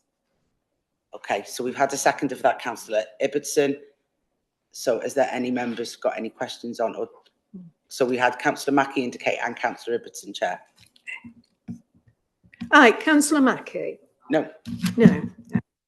Councillor Ibbotson. Councillor Ibbotson. Thank you, Madam Vice Chair. The proposal is, given that, as we've heard from officers earlier in this debate, school delegated budgets are initially assessed on the basis of need. Now, this year, there is no top slice proposed, which I think has been unanimously welcomed by the committee. But in previous years, there has been a top slice, which means that at present, schools are not funded to the level of assessed need. So the suggestion is that any saving made within the portfolio through the early entitlement should be moved into the school's delegated budget to address part of the existing accepted underfunding of schools relative to existing need. That is the nature of this proposal. It's not, nobody is suggesting that the early entitlement currently comes out of schools delegated. Obviously, it doesn't. The Chief Officer is entirely correct about that. And I'm happy to clarify that that is understood here. The suggestion is, given that we all acknowledge on both sides of the chamber that the level of school funding is less than we have assessed school funding need at, that any savings should be redirected to get school until school funding is at the level of assessed need. Because the pressures that we've noted here within table 3 on page 32, paragraph 1.09, the inflationary impacts of pay and so on there are all starting from a baseline of already having been top sliced several times over the years. So we're applying the compounding effect of the inflationary increases on what is already below the level of assessed need. Now, I'm not wanting to relitigate whether that was the right or the wrong thing to do in the past. Different members of this committee have different views on that, and that is right and proper. But we do agree that it has happened, and so this amendment seeks to go a small way towards addressing that. Thank you, Councillor Ibbotson. I'd like to bring the Chief Officer for Education in. Thank you, Councillor Ibbotson. I understand exactly what it is that you are asking. So you are asking, could this potential saving be actually added to the quantum for the school's delegated budget? So I am now going to turn to my finance colleagues to ask, is that permitted under the regulations? Obviously, I'm looking for their expertise, because obviously the school's delegated budget is a particular quantum, isn't it? And there is a formula for that distribution. So I will be seeking expert financial advice on that matter. Thank you.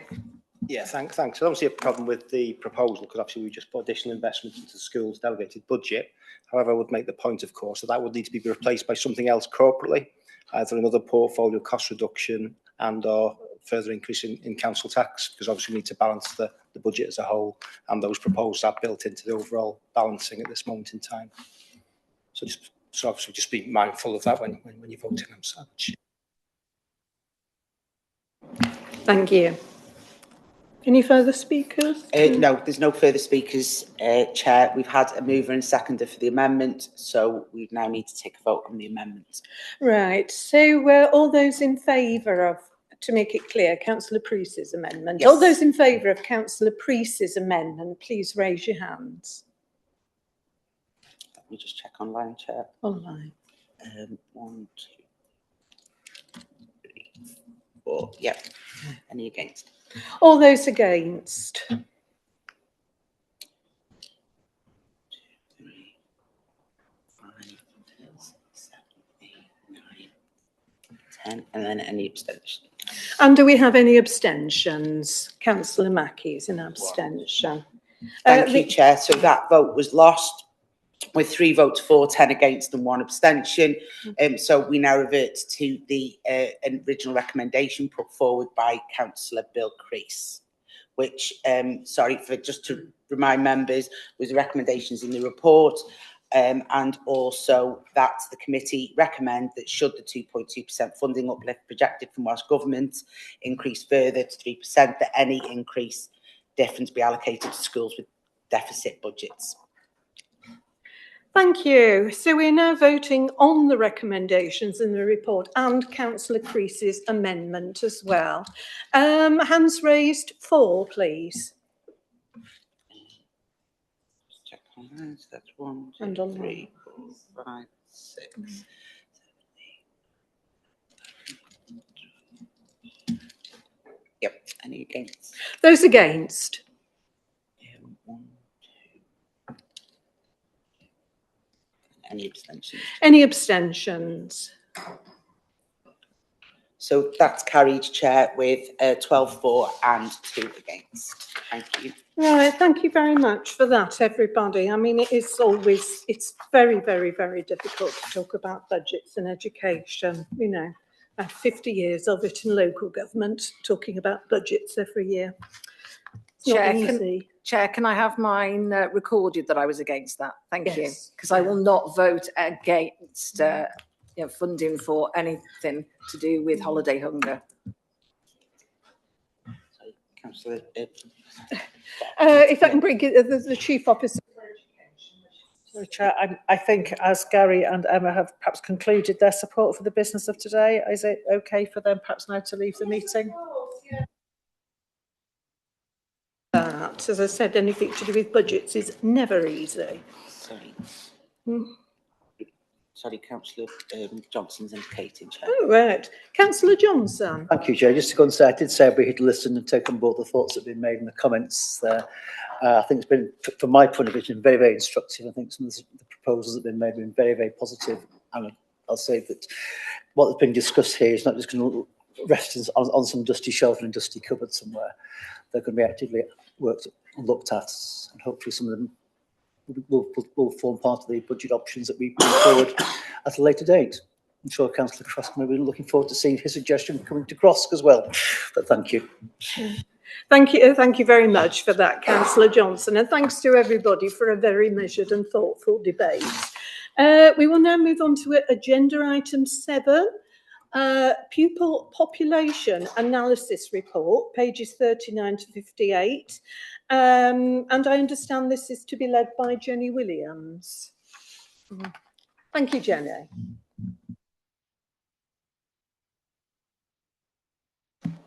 Thank you, Chair. Pnawn da pawb. Thank you for allowing us to come to committee to give you an update on pupil population. Members will recall that you had requested this information, so we've come to you with a raft of data to share with you, which I'm sure you'll want to get into and debate and discuss. So just a reminder that we are required under legal responsibilities to ensure that we are managing planning for education places. Our primary job within the teams that I deal with are to make sure we've got the right schools and the right places of the right type. This is obviously, there's been a lot of discussion today about declining birth rates. So I've provided a disclosure report around where we're at with capacity across the school networks, numbers on roll as at September 25. We've included some information regarding transfers across the network and some housing information. So I'll try and keep this brief. Obviously, we are seeing a decline in birth rates.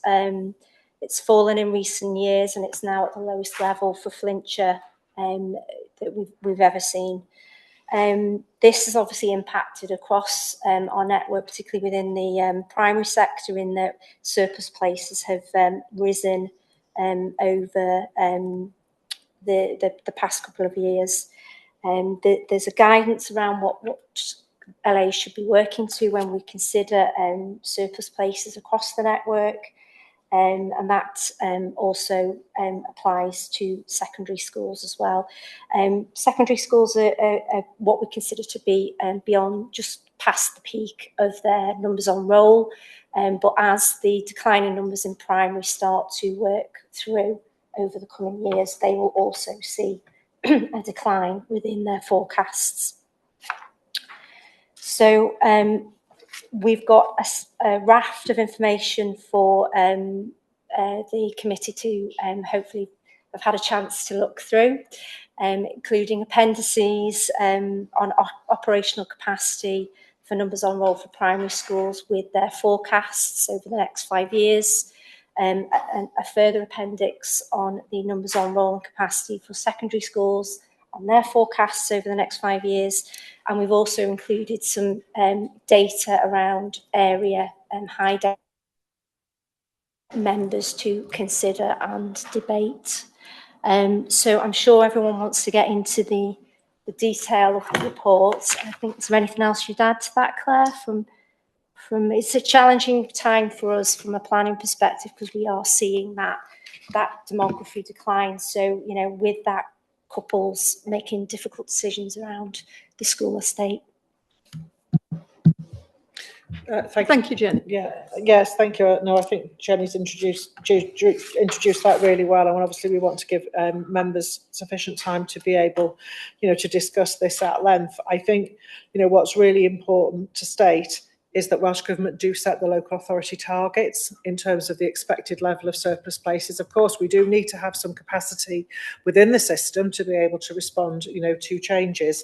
But as we've talked at length in other meetings of this committee, you know, when schools have large surplus places within their buildings, obviously that's highly inefficient from a financial point of view, and it impacts then how they can direct their funding you know, to actually support, you know, the children and that sort of frontline delivery. And, you know, that is one of the challenges we've talked about significantly in this committee. And as you can see, you know, the concerns are that the projections around primary are that we're going to be well in excess of the recommended levels. And that is something that Audit Wales will look at in terms of, you know, the council's performance, as will Estin, as well as part of any review of local government education services. And I think, you know, for me, the stark figures are when you start to convert what those numbers mean in terms of actually the number of empty classrooms, that is the number of empty primary schools that equates to, you know, across our network, and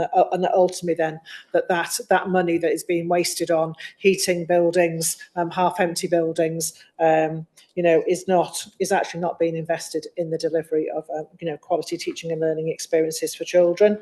And obviously there's no sign of that improving anytime soon in terms of, you know, any kind of uplift in the birth rate. So this is a matter that the council, you know, does need to deal with.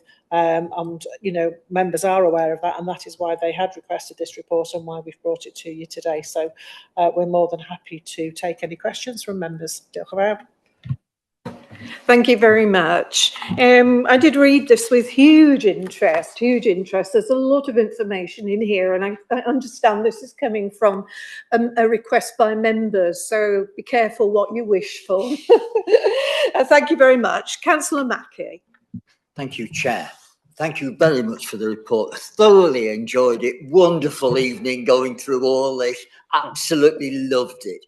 But I would like to start on the issue that the Chief Officer has just spoken about, and that is this concept of empty places. And what I would like to say is this. If you have empty places, you actually have children in a school. They may not fill the school, but they're there. So if you are going to, if you like, capture those empty places in that school, you have to take those children out of the school and move them to another school where there are also empty places. So what actually happens is that the costs per pupil, which you can all see on my local school, that you had in the first school are transferred, perhaps at a different rate, to the new school. So the actual saving, you may think this school has previously been, that's the school that we're taking the pupils from, not the one they're moving to. That saving is the cost of that school. Currently, on my local school, you look at that and you say, there's a certain number of pupils, cost per pupil is that, multiply one by the other, you get a figure, let's say if it's a small cut school, of £250,000 a year. Oh, there you are. But if you move those children, there is still a cost in the new school that they go to of that number, whatever it may be, times the cost in that school that as shown on my local school. So what I'm trying to say is, when I worked this out, and I did, and I'm not going to tell you which schools I used, but I found a local school where a number there, you know what I mean, could fit in this school here without any changes to that school, because they had more than the number of pupils there, vacancies. When I did that and did the numbers, I found that the actual saving was not £250,000. No, it was more like, looking at my figures, £87,000, because we still had to pay for those children in their new school. Now, that's the conclusion I drew, and I just thought I'd throw that in as a starter for 10. All right, so it may look like a juicy carrot or apple or whatever, or a pear, but I'm not sure it is. Plus the fact that there's a lot of heartache in closing school to recover that money. So now, right, I was looking at your figures, because I like figures, as you know. In this, why is that page intent to the left one? Right. I'm sorry, it's this new scheme we have to deal with. I find it difficult. Right, okay. So I don't know which appendix this is. Appendix 3, if I may. Appendix 3 on page 55. Now, okay, so here we've got the current, looking at the first one, and I wasn't actually looking at this one. I was looking at others, but this is as good as any. So what we've got here is this, the first school there has current number online on number of 397. Yeah, and that is predicted to go down and go down and go down until you get to 371. Now, I think that your minus 26, which you're showing as the 5-year trend, is the difference between the 371 shown for the September 30 and the start figure in grey, the 397. Is that right? Because that's what I noticed when I checked the figures. It's all here on my spreadsheet. Okay, so effectively what you're saying is the trend is the difference between what we expect to see in the year 2030 and the year now. Well, I'm not sure I could quite agree with that, because trends can go up and down, and I think you might have to look more with more care than that. But I'm not disputing it. I'm just saying you and I could have a nice discussion about it. All right. So that was, I thought about that one. Now, I was also particularly interested. Do you want to interrupt me, Claire? Yeah, I'm really sorry, Councillor Mackey. It was after me waxing lyrical about good manners at the beginning of the meeting. I absolutely hate to interrupt anybody, but the chief officer, we are of the generation that does value manners. But I believe the chief officer for education wishes to come in. And I'm not seeking to interrupt Councillor Mackey at all, but it would be really helpful if we could deal with one issue at a time. So Councillor Mackey's raised a really important point there. I think it might be really helpful before he moves on to his next one, that perhaps we could respond around his concerns about, you know, the trends and the data. So if we could sort of break it down into smaller chunks, I think that really helps officers then to remember what you're talking about and asking for, and we can try and give you some answers. If Councillor Mackey would indulge us, I would be so grateful. Thank you very much, Claire. Yes, so I believe Ginny Williams wants to answer, wishes to answer, and I will bring you back, Councillor Mackey. Thank you. Thank you, Chair. Thanks, Claire.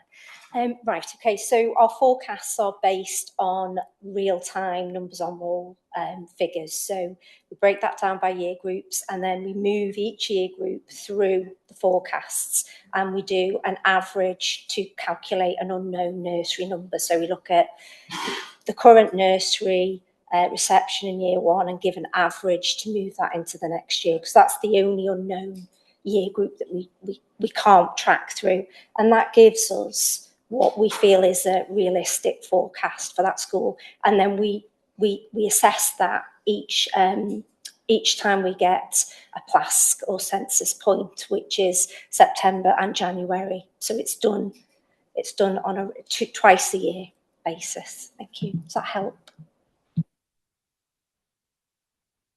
Councillor Mackey, do feel free to continue with your next question. You're right. It was more for my. What I was really saying was I wanted to confirm that what I thought was happening is happening. I appreciate the difficulty of this, and anyone who knows me will know how much I look at that sort of thing, because it is important to look at trends. I totally agree.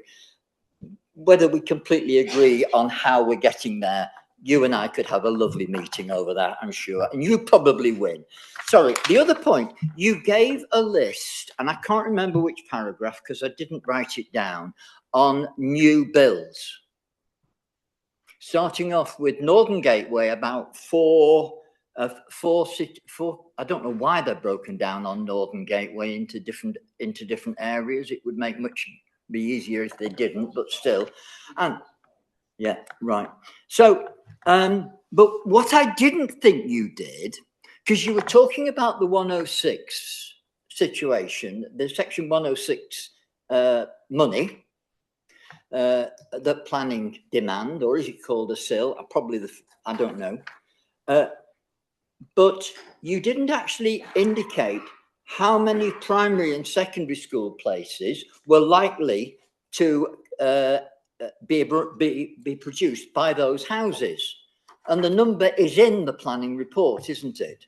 It's 1.174 for primary and 0.24 for secondary, unless it's changed recently. So I did that. And I was going to ask you, have you included those figures in specific, because you were talking here of areas, have you included those as perhaps additions into different areas depending upon where the planning has been approved? Does that make sense? Thank you, Councillor Mackey. Jenny, do you want to come in on that? Thank you, Chair. Thank you, Councillor Mackey. Right, we don't overcomplicate our forecasts by plugging in housing developments, but what we do is that we monitor those schools that are nearby to those housing developments. Because if we start, housing developments come at different phases, as everybody knows. So, and it doesn't always yield, you know, 100 houses doesn't always yield 100 children, because they could be in the existing system, and they could already be elsewhere across the border. There's multiple scenarios, so we don't overcomplicate our forecasts by putting in a formula to add them in to a forecast. What we do is monitor that, because the twice yearly points give us a feel for where that area is up to. Plus, we liaise with our planning colleagues to check where, mainly around section 106, sort of applications are at. Does that help inform your question? Thank you, Jenny. Yes, Councillor Mackey. I know this shouldn't be a discussion, but it is. Right, I know the numbers are very low, very small, a lot smaller than people imagine generally. I mean, I've quoted you the figures 0.174 and 0.24. They really. My concern, though, in this particular case, and this is specific, was that the number in the Northern Gateway area, I calculated would be about 150 at primary and about 228 at secondary. And if you look at a map and you see where that is, and you see the schools that are nearby, there aren't that many. And so I felt that was something that should have been looked at, mainly to look at supply. That's what I'm saying there. But also the biggest actual increase, and I admit that I'm a Harden councillor, is in the Harden area, because the two largest allocations after the Northern Gateway is in Harden, and I estimate that those would produce about 100 primary places and 150 roughly secondary places using those percentages. And again, that is also very close to the Northern Gateway when you look at secondary situations. So that's what I was what I wanted to bring to the committee, the fact that I felt that because of certain concentrations, and another point, of course, it is part within the LDP, we were told that there should be a certainty that the planned developments do take place. And I believe now that they will not automatically be moved into the next plan if they haven't taken place during this plan. That has gone, and in order to encourage actual development, there is a stop now, I think, isn't there, which says if you don't do it by the end of the plan period, it's gone. So that's the encouragement to get them in. So there is some degree of being definite. Right. I think that's all I wanted to say. I will now. Thank you very much, Councillor Mackey. Your excellent use of mathematics and geography does show the value of education. Does anybody wish to respond? Jenny? Yeah, thank you, Chair. Just by way of reassurance, we are fully monitoring the situation down in that side of the county, and without naming schools, that one of them is within our strategic outline programme. But it's a balance of looking at demographic dip versus housing growth, and that's a really challenging picture, and it's not always straightforward, but it's something that I'm constantly asking my teams, where are we at with numbers, where are we at, it's under review. So I hope that provides you with assurances as a committee member. Thank you. Well, thank you very much for your answer. Can I just say I thoroughly enjoyed that. I hope you did. I think we got into that one quite well. Lovely. Thank you very much, Councillor Mackey. I am aware that we are coming up to the 2-hour break, but I only have one further speaker, which is Councillor Lister as well. What is the mood of the committee? Would you actually like to break now on 2 hours break, or would you like to finish this item? Right. Quick hands up on finish the item. Yeah, right. All right, Councillor Carolyn Priest. Thank you, Chair. I just want to say thanks to Councillor Mackey for his detailed calculations. They are very thorough and very detailed, and I have to agree with him. I welcome this detailed and thoughtful report, and I want to thank the officers for the clarity and the depth of the information provided. The scale of the demographic change facing Flintshire is significant, and I recognise the considerable work that has been undertaken to understand these trends and to plan responsibly for future. It's very difficult, and I understand that. The headline figures underline the urgency of this work. Rising surplus places in the primary sector and forecasts that suggest further growth over the years present real challenges. At the time, it is helpful to note in section 1.17, which sets against the Welsh Government guidelines on recommendation surplus range, the current level of surplus places in secondary schools in Flintshire sits within an acceptable range. The range is 1.084 to 1625. The current surplus is 1,428 places, falls within the recommended range. This gives us some reassurance, but also reinforces the importance of careful forward planning. I also appreciate the complex of the local picture. Falling birth rates, targeted housing growth, and inward migration is particularly communities means that pressures are not evenly distributed. This underlines the need for an area-based, flexible approach that supports schools according to their specific context rather than applying a blanket solution. I'm particularly keen to ensure that our strategic planning continues to place schools, pupils with additional learning needs and their families at its heart.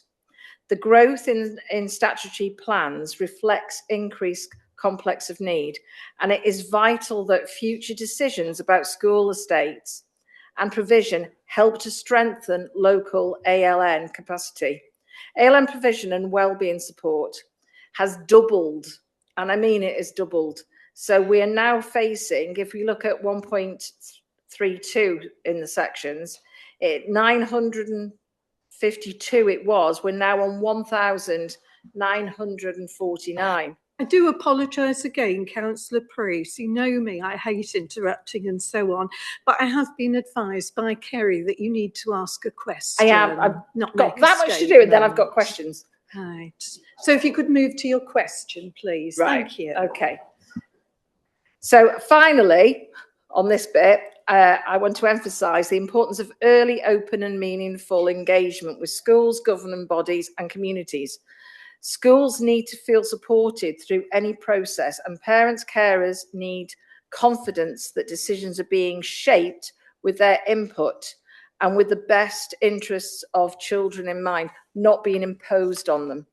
So my first question has been partly answered already by Councillor Mackie and Jenny. How confident, and this I'm going to emphasise it, how confident are officers that the current pupil yield assumptions for housing development remain accurate, and when were these last independently reviewed? So it's a similar question, but I want to know when it was independently reviewed. Also, the use of empty space now. With over 3,500 empty primary school places, is surplus accommodation not already being systematically reposed for ILM bases, children expansion, or community facilities and services? So are we going to use those spaces to support the communities? And also, will members agree to bring a standing annual report to this committee on this? Because I think it's so important. Those are my questions, Chair. Thank you. Thank you very much, Councillor Priest. Jenny, would you like to take those questions? Yeah, thanks, Chair. Thanks, Councillor Priest. Just to pick up on the housing yields, where we know there is a growth area, we do keep that in review. So we know what area capacities are, and we know what percentage of children are from the categorised from the local area. So from that, we can look at all the data around a specific area. So if we take the schools attached to it, we are constantly reviewing what's coming through the system, you know, from the nursery end right through to secondary. So it is complex, and it's thoughtfully considered, you know, and it takes time to get into any kind of capital solution. So we try and work with what we know at that time with the timescales of actually delivering any build that might need to meet those needs. So I hope that answers the first one.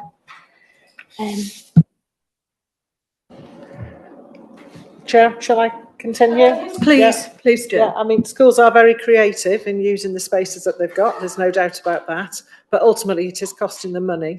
And obviously, when pupil numbers are falling to such an extent as well, we also need to recognise the impact that then has on class organisation, on the pressures of teachers, perhaps when they're finding themselves teaching 2, 3, 4 year groups in a class. So it's not just obviously about the financial drain, is it? It's actually about the impact on school organisation and the quality, of the delivery of that when there are, such demands for differentiation across, so many year groups. So, and sadly, school organisational change is a topic that we are going to have to keep revisiting as a council, obviously, to make sure that we are, delivering the highest quality education we can for our learners in the most efficient and effective way that appropriately supports our workforce as well, doesn't have a negative impact on things like recruitment and retention. So it is a very broad and complex picture, as I'm sure members will understand. And I can see Jeanette's got a hand up and she may want to come in as well. I recognise what you're saying about community use, but we have to recognise that the school's delegated budget is there for the delivery of statutory education, not for the delivery of community benefits, as it were. So I think, again, that's something that needs to be borne in mind. That funding is for the delivery of statutory education purposes. And again, and I know many schools do, find ways of ensuring that there is appropriate community use of their buildings by different ways, but that's not the purpose of the school's delegated budget. That's to deliver the core education offer. Recognise that, this is really important information for members. So I have no objection to it being added to our annual work programme, because again, it's something, you are going to have to discuss and consider for many years to come, sadly, because of this falling demography. And it's how we then make sure that the school budget is, the school's delegated budget is being used most effectively across all of our schools, so that, that per pupil spend is more equitably distributed. I can see Jeanette's got a hand up, so she may want to make some comments. Yes, thank you very much, ALM. Claire. I'm aware Councillor Lister's waiting, but Jeanette Rock would like to come in at this point. You are next, Councillor Lister. Thank you. Thank you, Chair. Just in response to the questions raised as well, just to provide reassurance really to the committee that Jenny's team and my own team work very, very closely when we're planning future provision, but also considering needs.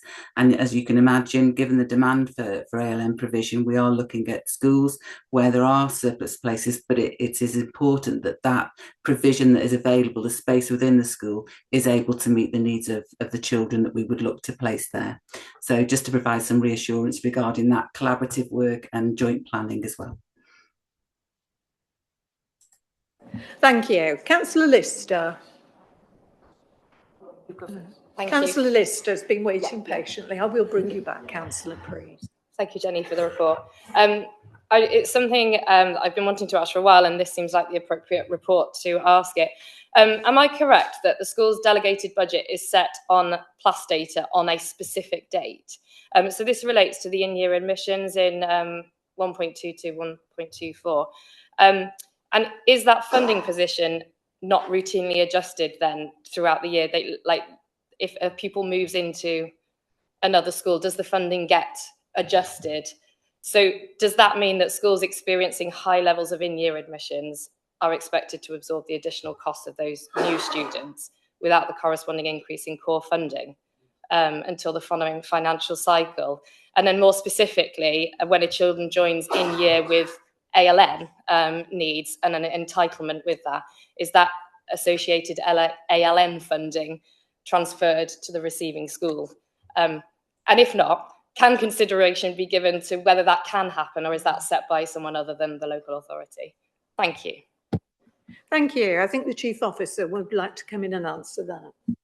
And perhaps Jeanette might be able to assist me with the ALM. No, we do not make immediate adjustments. And if, Emma's not with us any longer, but the funding does catch up eventually. So, that's what we do 2 counts a year. So if there has been that movement of pupils, then obviously that increase in pupil numbers would then be reflected in the school's budget the following year.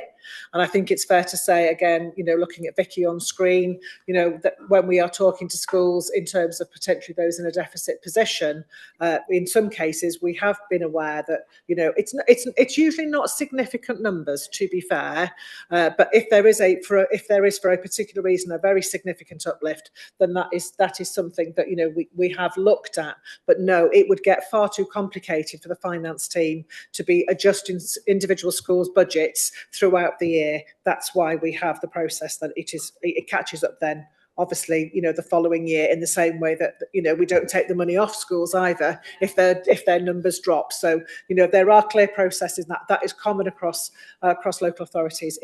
Otherwise it just becomes unmanageable. Chair, I don't know whether Jeanette would want to have anything specifically around perhaps pupils with identified learning needs. Obviously, again, that's another particular issue. Jeanette?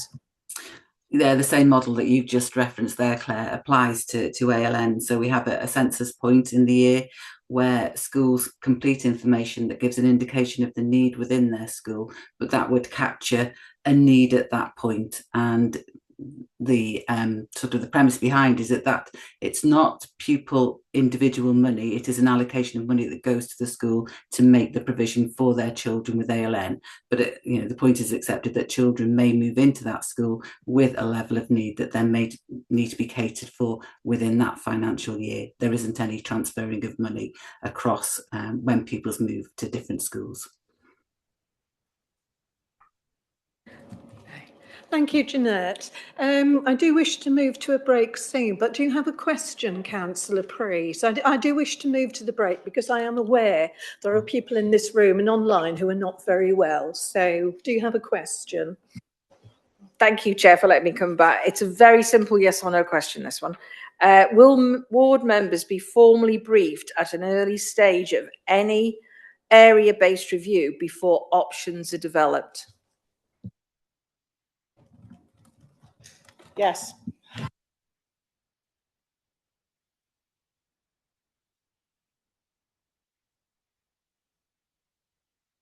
Right. No, we've got somebody move the recommendations. Right, so we move on to the recommendations, which are on page 40 of your pack, and we have two. That we acknowledge the implications of the pupil trend data contained within the report and the risks it presents to the delivery of future education services, and we consider how it's strategically managed by the council and provide any feedback to inform future planning for the effective and efficient management of school places. Do we have a mover for the recommendations? Councillor Mackie, a seconder, Councillor Shawcross. All those in favour of the recommendations? That's unanimous, Chair. Right, so I don't need to ask against or abstentions. No. Right, that was unanimous. Thank you very much. So if we can take, 10 minutes, what do you think, 10? So if we can come back at 25 past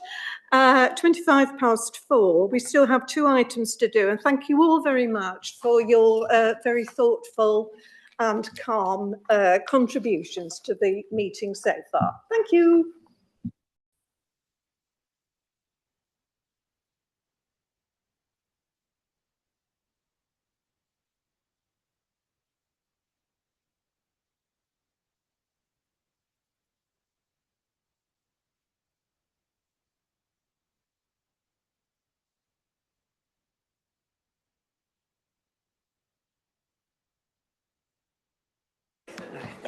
Okay, ladies and gentlemen, welcome back. Welcome back to this committee meeting. Thank you very much for part 1 of this meeting and for the polite and measured tone of it. So if we can now move on to item 8 on the agenda, disclosure and barring service, DBS checks in school.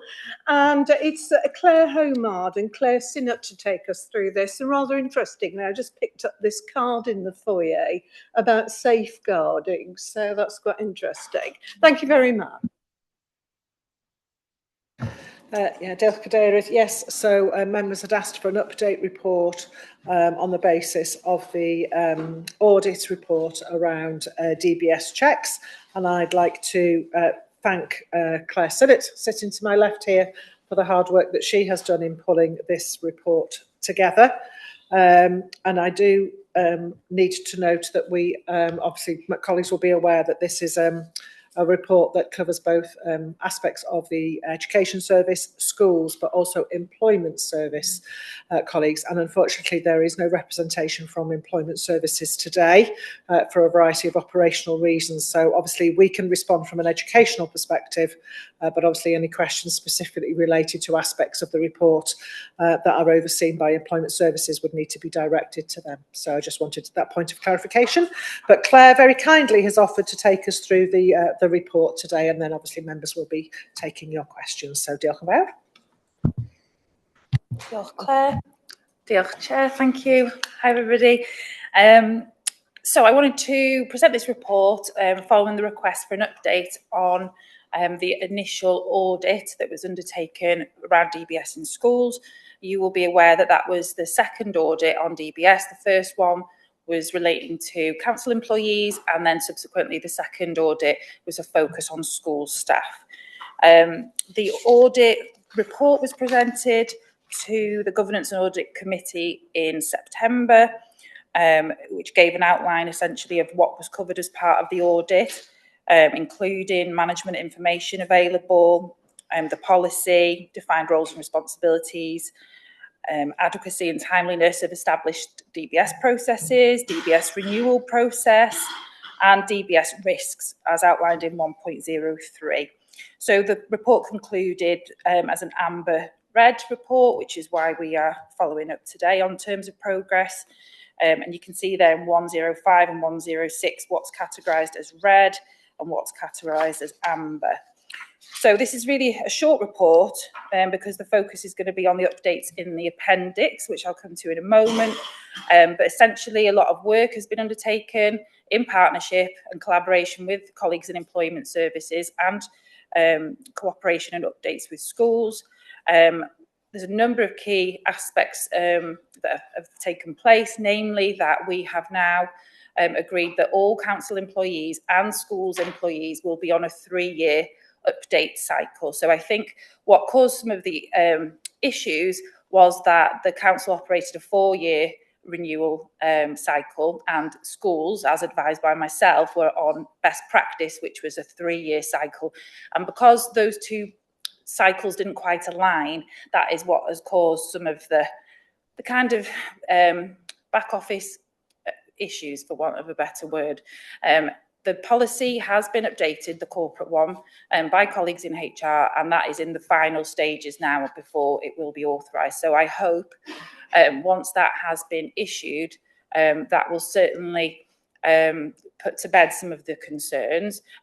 Since September, we have automatically been operating the 3-year policy. So even though the policy itself hasn't come out, everyone has been moved to the 3-year cycle since September. The schools that weren't on the 3-year cycle, for which there were 3, have confirmed that they now are on a 3-year cycle. So this is really reassuring, hopefully, for you that actually now, in terms of a checking process, everyone's on the same cycle. So actually 3 months prior to a renewal, the reminders start to go out to notify schools or whether they're colleagues internally that their DBS will be up for expiry. So there's plenty of advance notice prior to the expiry. There's also escalation now built in. So whereas previously myself and Claire, we weren't aware necessarily that DBS were expiring in school, but now before they expire, if they're going to expire, I am then alerted to those expiries. So then I'm having those conversations with head teachers or safeguarding leads, and I'm able to kind of chase that up. Has that fallen through the net? What do we need to do to make sure that that is picked up before it expires? So I'm really pleased that that escalation process is in place, because it means that we can avoid circumstances getting into play where the DBS has expired. Just to clarify that the scope of the audit didn't touch on governors, it didn't touch on contractors or people who are working in schools who are from a supply agency. But I did just want to use this opportunity to advocate that actually having a DBS as a governor is good practice, but it is not a legal requirement. In terms of our role now, I think we're all very clear in terms of what our roles are. Ultimately, it's Employment Services' role to identify and resolve the non-compliance. It's education and youth responsibility around escalation and risk oversight. What we have also done is made sure that head teachers have been updated and very clear on the process should they get a positive trace on a DBS return, that actually there's an Appendix D in the policy, which will be the new policy issue, but it's still Appendix D in the previous policy, which is required for completion. That's required to go into HR, into Employment Services. So there's a clear policy. And then as part of that Appendix D completion, we also then have oversight, but there is a meeting held with the employee and the head teacher to determine if that positive trace means that it's appropriate for them to work in that scenario or whether it isn't. So in terms of the processes now, I feel like they're a lot tighter. I feel like we are working collaboratively on the actions identified to make sure that we are reducing the numbers to, they were very minimal prior to this new process, but I do feel now that, we are talking very, very few numbers of cases. And unfortunately, I don't have that exact data, but we're not talking, hundreds of cases where DBSs have expired, very low numbers in this case.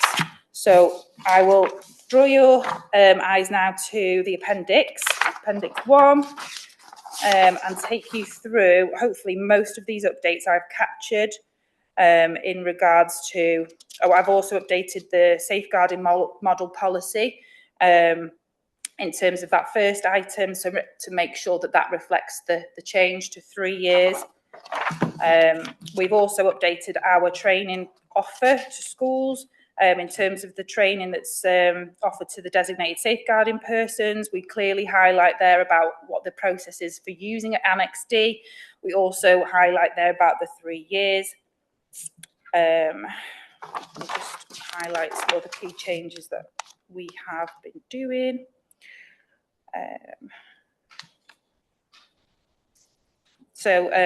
The HR advisor for education has attended head teachers meetings at the end of the summer when this was agreed, and at the start of September, to highlight again those two processes. So we're making sure that the communication is really clear, not only in person, in meetings, but also in policies, on emails. So the same messages are being reiterated from all parties.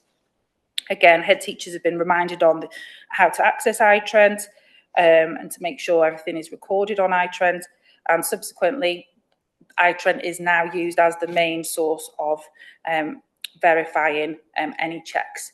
So prior to this period, schools might have maintained their own staff lists and DBS checks, and that's fine. We're expecting them to do that. But actually, if we need to check anything, we will go to iTrent, and that is up to date.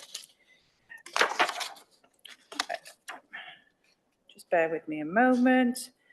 I think you'll notice from a lot of the updates that actually a lot of it hinges on the policy, which is subsequently to be issued. And we've established that the escalation processes are working well, and I've had that conversation with HR colleagues this morning as well to just double check on where we are with schools. So I think I'll hand over for questions, if that's okay, Chair. Thank you very much for that. That was really interesting on this really, really useful, important topic. So we now open for questions. So I have Councillor Mackey. Thank you, Chair. Sorry, it's me again. Thank you very much.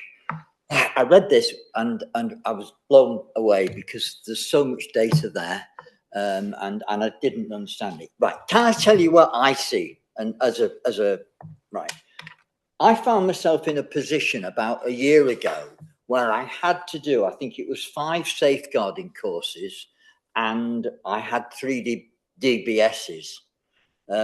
Because everywhere you go and you jobs that you do, they say, you have to have a DBS, and you say, well, I've got one of those. No, no, no, no, it has to be ours. So you have to go and fill all the forms in and go through all the controls and do what you do online and everything else. Right, okay, it's life and you don't mind doing it. And then when you've got, and safeguarding can take quite some time, because some of them are a day, some of them half a day, and some of them are 2 or 3 days. And somebody came, oh, you've got to do this safeguard and that. And I'm thinking, hang on a minute, isn't this the same course that I did for them over there 2 days ago, or 3 months ago? It seems to me that we need a sort of rather simple arrangement, so that taking a safeguarding course for that school is acceptable in that school. But it doesn't seem to be, from what my experience. And in one organisation, having a DBS for one organisation is okay. Why will it be any different? So unlikely to be any different, I would have thought, unless you know something I don't know. Can you understand my confusion and what I'm trying to say? Because I'm not saying it. Thank you, Councillor Mackey. I've often wished myself there was a universal DBS system, but that's something else. Would anybody like, I've got about 5 or something. I don't know how many safeguarding courses I've done. Does anybody wish to respond? Thank you. Thank you for raising those important points, Councillor Mackey. I just wanted to reassure you really, and highlight that you're ahead of the game. So in terms of the consistency on the courses, we've recently been, well, over the last kind of introducing and working towards this national framework for training, which I'm sure you'll be super pleased to hear about. So there is a national safeguarding training, learning and development standards. And the whole purpose of that is to put all the courses in groups, Group A, Group B, Group C, Group D, according to your role. And then you would do the training according to your role. And then regardless if you moved different roles in Wales, it would be portable, it would be transferable. However, it comes with a caveat, because if you're talking about different schools, then actually every school have got their own safeguarding procedures. They'll have their own individual policy. So as much as the basics is transferable across all of the across Wales, once this is fully implemented, the specifics, you would still need to have some, for example, induction into the school safeguarding procedures if you were a governor there and you weren't a governor somewhere else, that kind of. So there is some, there's a caveat with it, but it's not fully operational across everywhere yet, and it certainly isn't going to help us with teachers coming over from England, because they'll still need to do it, but it will. The long-term hope is that, if a teacher had done Group C in Denbighshire, who was a safeguarding lead, and they'd had an in-date course, then they could come and work in Flintshire and they'd have had a Group C. So we could, apart from the top up about the individual school, in theory, they would be able to transfer. So that's where we're headed. We just haven't quite got there yet, but please bear with us. In terms of the portability, employment services have introduced something. So in terms of clarification of expectations, page 71, if both roles require the same level of DBS check, there's no need for a separate DBS check. If the level of DBS check is different, then a separate DBS would be needed. So it depends on the role as to where you'd have the same DBS if it was portable or not. But at the moment, we're not accepting DBSs from supply agencies, for example. The stipulation would be that if Flintshire are employing the member of staff, then we would DBS them. If the member of staff is in school under supply, then it's the supply agency's responsibility to do that. But if we're employing them, then we would want that DBS. I don't know if that helps. Councillor Mackey. Just a quick question. Yes, safeguarding policy. I would have guessed we've got either an LA policy, model policy, or a North Wales one even, which would make it all the same or very similar. So to respond to that point, we've got a local authority policy for safeguarding in schools. So that's been issued for a number of years now, since 2017. Yeah, we've also got a corporate safeguarding policy as well for employees in here. In terms of a North Wales approach, we are working, my equivalents across North Wales are meeting regularly now, and we're all working towards implementing the standards. So I believe we've got better collaboration across the North than we've had before, and that's certainly, there is an appetite to work together to make sure this process is consistent around training and DBS. So hopefully, I think we're just not quite reached the point where we're totally operational with it yet, but the plans are in place and it's partially implemented is where we are. Thank you. Thank you, Councillor Mackie. Thank you, Claire. Councillor Carolyn Priest. Thank you, Chair. I just want to thank you for this report. We've moved a long way from where we were this time last year when the report came back to us, and the indications looking very positive of what's going on. But even one not completed DBS could cause us issues. Can you confirm to me that no new employee of a school can work in that school without a DBS being put in place before they're actually taken on board? That's my main issue. I'd also like to add a recommendation, if that's all right with you. Yeah, Chair? My recommendation would be that for best practice, that all school governors at primary and special schools and at high schools have to have a DBS. They're going into schools, they are alongside pupils who are under 16, they should have a DBS. That is best practice. So can I add that to the recommendations, that under best practice, that is added and sent out to schools? Thank you, Chair.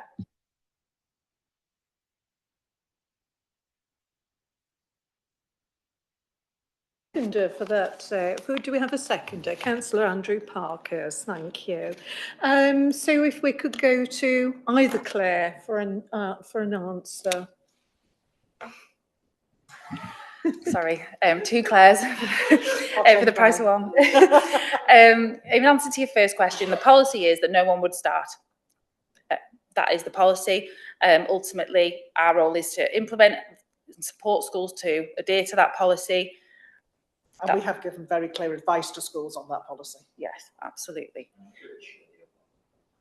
What was the second point? You were talking about the recommendation. Governors. Yeah. I don't believe there's a legal requirement for it. No. Yeah. And actually, there is a review of governance as following the actions from the Gwynedd Child Practice Review. So there is a review at the moment around that, and that includes safeguarding training requirements. And I wonder actually, as part of that review, whether DBS might be picked up there. But I just wanted to give you some wider context in that. But there's no legal requirement, so we can't, enforce it. Thank you. All right, thank you very much, Claire. Councillor Priest. Councillor Andrew Parkhurst. Yeah, thank you, Claire, for the report, and thank you for being here. This is the second, or this was the second red or red amber audit, wasn't it? So the first audit, the actions taken didn't satisfactorily address those concerns then, or we wouldn't have had another red amber audit. When we last discussed this, one of the aspects which came up was the fact that there was sort of three different sort of bodies having responsibility: HR, who actually I wish were here, I think they ought to be, yourselves, and the schools. And it seemed to be that because three different organisations or bodies had responsibility, things were falling between those three stools. That's how it appears. I'm pleased, therefore, to see that the responsibilities have been better defined. I think that's a positive step forward. What I would like to know is how you spot cases where DBS checks either haven't been done or have been done and have not been renewed. I know that you mentioned in answer to Councillor Mackey's question about agency workers that you rely on their employers, to arrange for DBS checks. But what happens if they, slip up as well? I mean, do we actually check that they do have DBS checks? And are control tests carried out to ensure that any sort of gaps, from our side, whether it's the renewal of DBS checks or whether it's actually having one in the first place, are spotted? Because having the process in place is great, but how do we spot where it's not being followed correctly?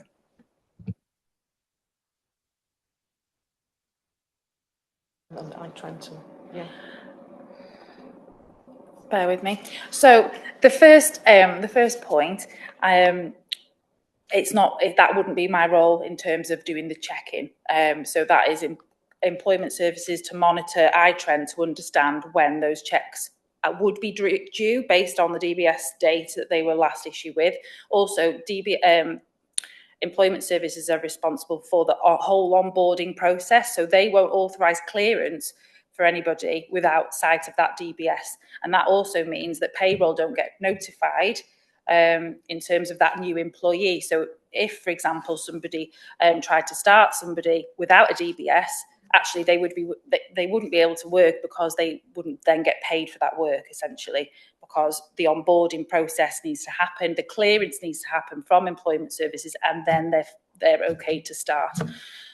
So in terms of that side, I feel the onus is on HR. However, actually, it's the school's responsibility. The responsibility sits with the head teacher, and somebody in school, and ideally we say at least a couple of people, have got responsibility, a tracker of all the staff, when the DBSs expire, when they're due for renewal, what point should they be sending off for the renewals, because we know sometimes it can take 6 weeks, sometimes it can take 2 days, but we're obviously, the reminders that come out from employment services, they're the prompts for schools.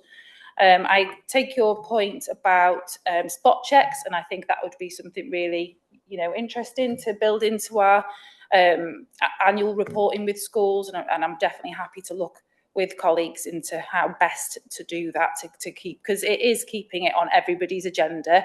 It's something that we can't let any slip through the net, and I think working collaboratively and knowing the emphasis and the seriousness around this now has really, the audit has really brought this into the forefront. It was part of my role anyway, to make sure that this is implemented, but I feel like now there is a real commitment to ensuring that this is enforced, and everybody is supportive of making sure that those children haven't got access to anybody that they shouldn't have. So I feel we are definitely going in the right direction. Compared to October, I feel like we've made a significant amount of progress, and I would hope that we're in a position to remove some of these items from audit as soon as that policy is issued, really. So that's my hope there. Claire, do you want to? Yeah, deal, Claire. Yeah, I mean, at the end of the day, a head teacher makes a decision whether or not to use a supply agency to bring in a member of staff. It is their responsibility to check that that member of staff is appropriately DBS, and if they're not, they shouldn't be using them. And again, we're very clear about that in our policy and our guidance to schools. So again, it's about the responsibilities of head teachers. When they are bringing in those staff in from supply agencies, they should obviously be asking for the DBS, clearance for that particular member of staff that they are intending to use. Thank you very much for that. I must say, as a chief librarian, I actually personally saw the DBS of every single member of staff that I took on, and they came in quite late as CRB checks. Councillor David Healy. Thank you, Chair. Mine is a very simple point.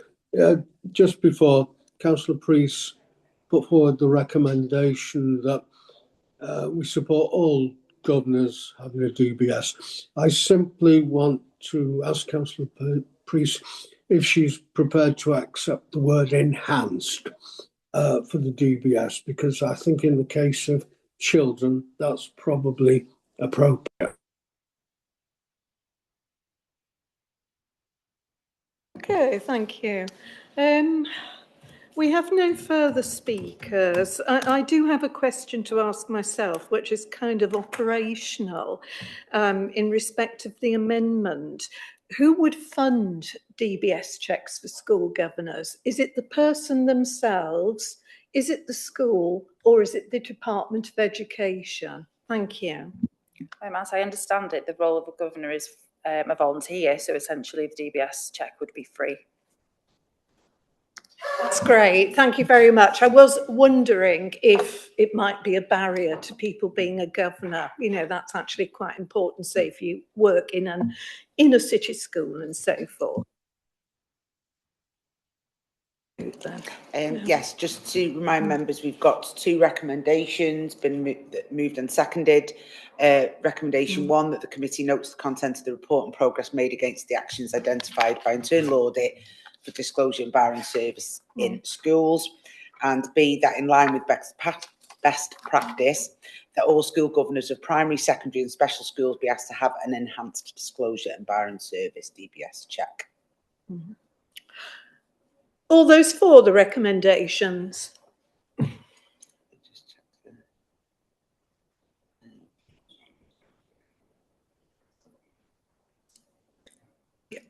Yeah, that's unanimous. Oh, is it? Right. So no against and no abstentions. So thank you very much for the debate on that extremely important topic. Item 9, we are now about to move into part 2. So I do need a mover for us to move into part 2 and a seconder as well. So can I have somebody move that we move into part 2? Would somebody like to? We have councillors Carberry, Healy and Hodge online, all indicating chair. Right, thank you very much. Sorry, Councillor Alistair Ibbotson indicating. Councillor Ibbotson. Thank you, Madam Chair. I am acutely aware that Local Government Act 1972 allows for us to move into private session in particular circumstances. However, not everything that we might discuss about the issues in item 9 falls within the relevant sections of that act. I would suggest that best practice here would be to follow that adopted at other committees, whereby part of the discussion is held in open session and part in private session. I think it's important and in the best interests of staff, parents and most of all pupils at the affected schools that they are given transparency and openness from this council over that which it is reasonable to discuss in open session. Accordingly, I would ask members to vote against moving into part 2 at this point, acknowledging that it may be necessary to later in the debate. And if there is, if the movers are determined to put their motion now and not withdraw it, I move that the vote on moving into part 2 be recorded. And I ask for the support of 2 additional members on that. Thank you. Okay. So just, sorry. So just to be clear, we've had a mover and seconder to move into a part 2. So we would take, but are you asking for an amendment that it not be so that you could have a recorded vote, or are you wanting to take the vote? If the mover and seconder of the original motion are determined to see their motion put to the vote, then it is to be put to the vote. I can't amend it to say we don't, because that would be a negation. So I would suggest that if the mover and seconder remain committed to putting their motion, I would ask members to vote against. Thank you. So Councillor Healy, if you want to ask if he will withdraw that, because he's moved that we go into part 2, Chair. I'm opposed to what Councillor Ibbotson said, in that I think in practice it would be difficult when we were speaking to differentiate between what should be in part 2 and what shouldn't be in part 2. And I'm thinking this particular case we should be entirely in part 2. Thank you, Chair. In that case, Councillor Ibbotson did indicate that he would want a recorded vote, and the requisite number of members have indicated. So, Councillor McKeon, Being as Councillor Shawcross and I have a prejudicial interest, can we take part in this vote? It would probably be best if you abstained on this in this instance. Okay. So, because I'm always prepared. Be Thank you. prepared. Oh, Councillor Hodge is indicating chair. Councillor Hodge. Yes, I've got no real objection to Councillor Ibbottson's suggestion, but who makes the decision which bits are part one and which bit is part two? I don't want to be confused in saying something out of order in a part which should be part two when actually it's part one. So who's making the decision, Chair, what is two and what is one? Thank you. True. Very true. Shall we go to the vote? Yes, yeah. So I will call members in the order I have them here. Vote for is to move into part two session, confidential session. Against is to remain in public session. So we will start with Councillor Teresa Carberry. Part two. Okay. Councillor Bill Crease. Stick to part two. Councillor David Healy. For moving into part two. Councillor Ian Hodge.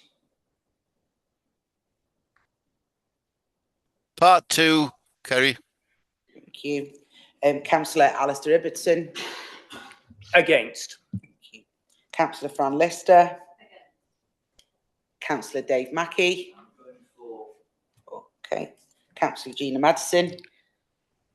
For. Councillor Ryan McCune. Abstain. Yeah. Councillor Andrew Parkhurst. Against. Councillor Carolyn Priest. Against. And the same Councillor Jason Shawcross. Abstain. Co-opted members, we have Lisa Allen. Against. Against. And Lynn Bartlett. She was online before she had to leave. No, so that's it. Chair.